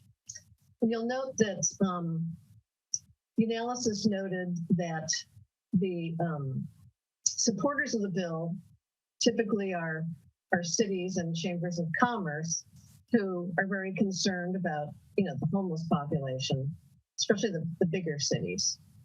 The opponents were largely counties because it's the counties that actually have to deliver the services, right? They have the infrastructure, or actually they're required to develop the infrastructure if they don't have it already to engage this new program. So they're feeling like, there's no additional resources provided for this. It looks like a program to nowhere. Once they're in the court and they have a program, there's no new money for housing, no new money for support services. So the counties and the mental health, the state's mental health, establishment, all the nonprofits and the social service agencies were opposed, and the ACLU and things like that, feeling that there's not enough new budget commitment for wraparound services and housing, the things that these people actually need, to move forward in life, right? But, when I asked about this, the governor's office gave links to existing budget information and all that stuff, but there's not any new appropriations. So that's of concern to people. I'm of mixed feelings about it. I do think there needs to be, a strong, humane conservatorship program. But I think we have to be careful of, people's civil rights as well. I happen to, when I was growing up, a close family member was involuntarily committed in New York State. And, it created a lot of problems for a lot of family members. And it was not a pleasant situation. It was a big deal. And so I'm very aware of the potential for abuses and for, the need to support people as they, come out of a mental hospital or a program. If we're really committed to helping people, we need to help them. And that means holistically, right? We got to have not just a program with a good intent. You got to think things through. So, I don't think the bill is there yet. I do think that the committee recommended some very good potential amendments, and they're in that memo that Bob sent around today. And so I'd actually, we could take it, Jessica can call up the letter if you'd like, but I'd like us to say, we're willing to support this. We want to strongly urge, the author and the governor and the Health and Appropriations Committees to consider these amendments. And I want us to list those amendments because I think they solve a lot of the problems. So, and they deal with the issue of support services, housing, making it a pilot project, saying that counties that don't have the infrastructure don't have to do it, which I don't know, having some do it and some don't, I think that's a problem. Our own county, given that they're the ones who really have to carry the burden, we checked in with them and they're staying neutral for now. The county's lobbyist did say that they feel the county has the wherewithal to perform under this bill. We have a very well-to-do county. We have a very strong social service framework. But I think they were reluctant to take a position that might be contrary to other counties, right? The statewide county organization opposes it for the reasons I just talked about. So I wanted to make sure that there's some consensus among us about what we want to say, in this letter. And so I'm looking for your feedback. Robert. Well, I agree with a lot of what Mayor Ruddick just said. I'd probably change that very first sentence that, I write to express our city's conditional support versus just support. And that support is based on adopting certain amendments, addressing concerns raised by patients' rights organizations, such as ACLU and other organizations. We kind of want to wait and see if those questions are answered. I mean, our society is in, desperate poor mental health services in terms of what we offer. I can remember, I guess it was back in the early 80s, New York State, Governor Reagan, it's a great brouhaha, shut down all these horrible mental hospitals that should have been shut down. But the plan was to set up this incredible network of halfway houses to bring these folks transitioning back into the community. But then over the years, those same governors then cut all the funding to the halfway houses. So you ended up with lots of homeless folks and incredibly huge sums of money put into prison systems instead. So, there's very weird economics to it and weird capitalist economic decisions that weren't really based on the health and welfare of those being affected. And so, yeah, that would be my concern. I mean, I think Half Moon Bay is in a situation where we do have a lot of extraordinary services offered in our city. And as I read the legislation, some of the things going on now, there will be some test cities that they'll try this out in and, see if they can work out any kinks in terms of how these processes are being executed. I mean, saying that there'll be a caseworker assigned and a plan, that doesn't mean a lot to me. It could be a caseworker who has 10,000 files on their desk and just has some pro forma plan. I think we would really want to see how this evolves. It's delicate situations when you're talking about involuntary commitments and what those look like, and what are the equity issues around that? Which people get committed involuntarily more? What's their background? What does that look like? And there just seems to be a lot of issues that should be answered. So I think it's good to say, conditional support. We don't want to say we're not interested in this, but yeah, we'd like to see these guardrails and safeguards, put in place that guarantee, at the end of the day, assured quality treatment of, fellow human beings. And I do agree that, there are people who cannot make decisions for themselves, right? Yeah. And there needs to be a mechanism for compassionate decisions to be made. But, the infrastructure has to be there. You know, the state's just gotten into trouble before by creating new programs without adequately funding it, not funding adopted policy. It happens all the time by the Department of Finance in the state of California, right? So, and I want us, you know, to be clear that we see the need for the bill. We thought the Judiciary Committee recommendations were good. We'd like to conditionally approve it. You know, we look forward to being able to, you know, contribute, you know, full support as the bill moves forward. The committee consultant thought for sure that there would be, you know, new amendments, so that's good. A lot of people are speaking out. It did get out of the Judiciary Committee with only one no vote after a very long discussion. But based on my experience, all bills pretty much get out of policy committees. And then they go to the appropriations committees to die. So it's not unusual that a bill of this seriousness in both houses would get out, you know, at this stage of the game. So Harvey or Joaquin, do you have anything to, you know, to say about this?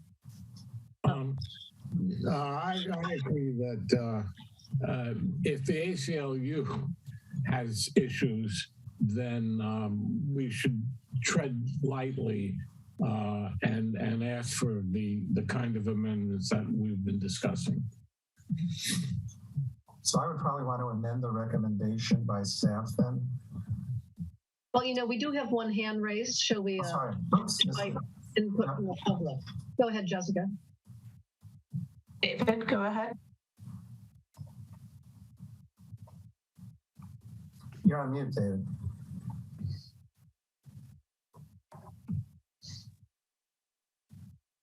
David, are you there?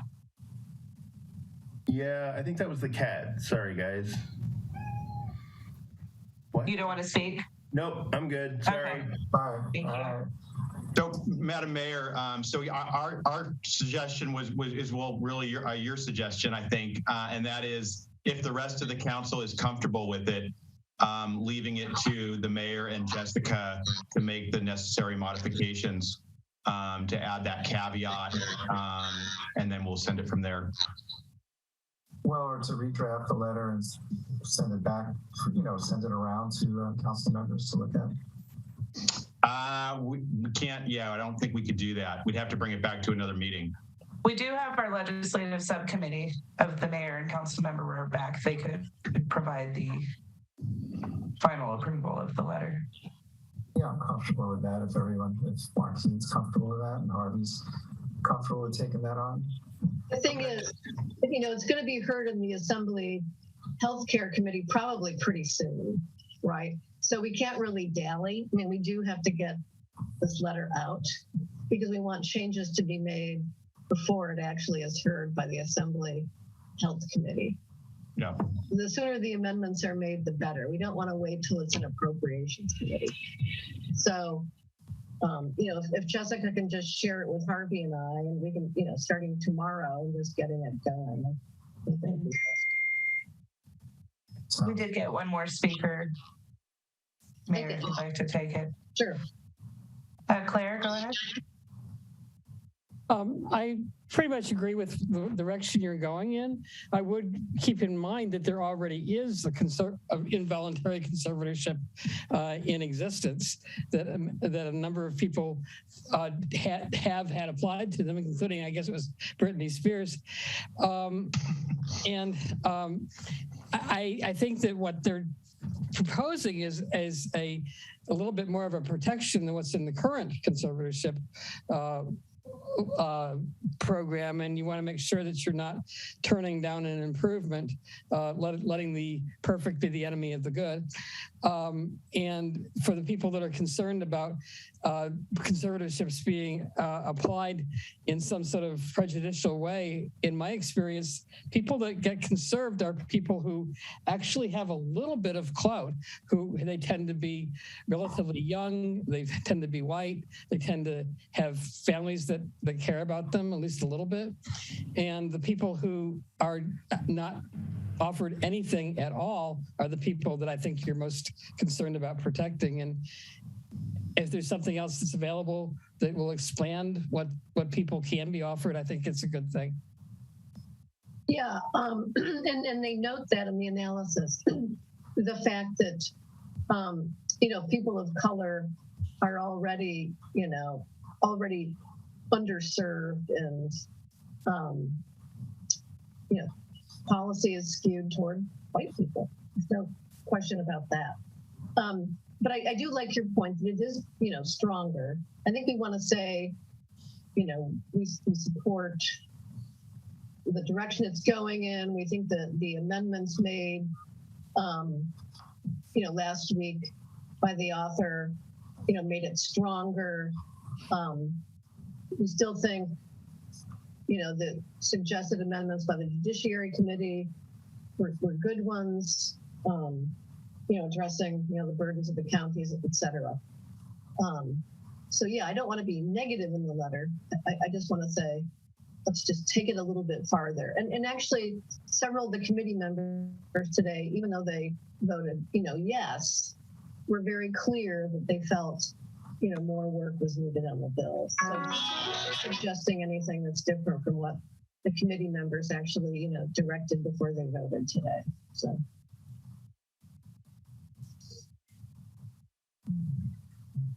Jessica, do you feel like does this make, okay. Yes. All right. I need to make a motion. Does it need a motion or? Does it need a motion? No, we do need a motion. Okay. Yes. I move that we authorize the mayor and the Legislative Affairs Subcommittee to draft and sign a letter in support of Governor Newsom's Community Assistance Recovery and Empowerment Court proposal, also known as the CARE Court. I'll second that. Roll call, please. Member Brownstone? Yes. Councilmember Jimenez? Yes. Councilmember Rodak? Yes. Mayor Reddick? Yes. Motion carries. Thank you for indulging me on this discussion. Appreciate it. Good discussion. Any commissioner committee updates? We have none tonight. City council reports. I went to the HMBCC meeting last week, 2 weeks ago, but I think Claire was very clear about what was discussed, so I don't want to take any more time. Okay, not much on the agendas of SAM as of late, except, we're making a lot of, capital improvements, repair and replacement, a lot of it, a lot of big contracts, 40, 50, 60, $100,000. And then let's see, what else did I do? Oh, I can't think of anything else right now. Future agenda items, anyone? Okay, so I actually have a couple, bear with me here. I'd like us to bring back the agenda format, because I'd like us to have a discussion about consent items. So, we had some we had a couple of contract items these are annual contracts, the public works and community services.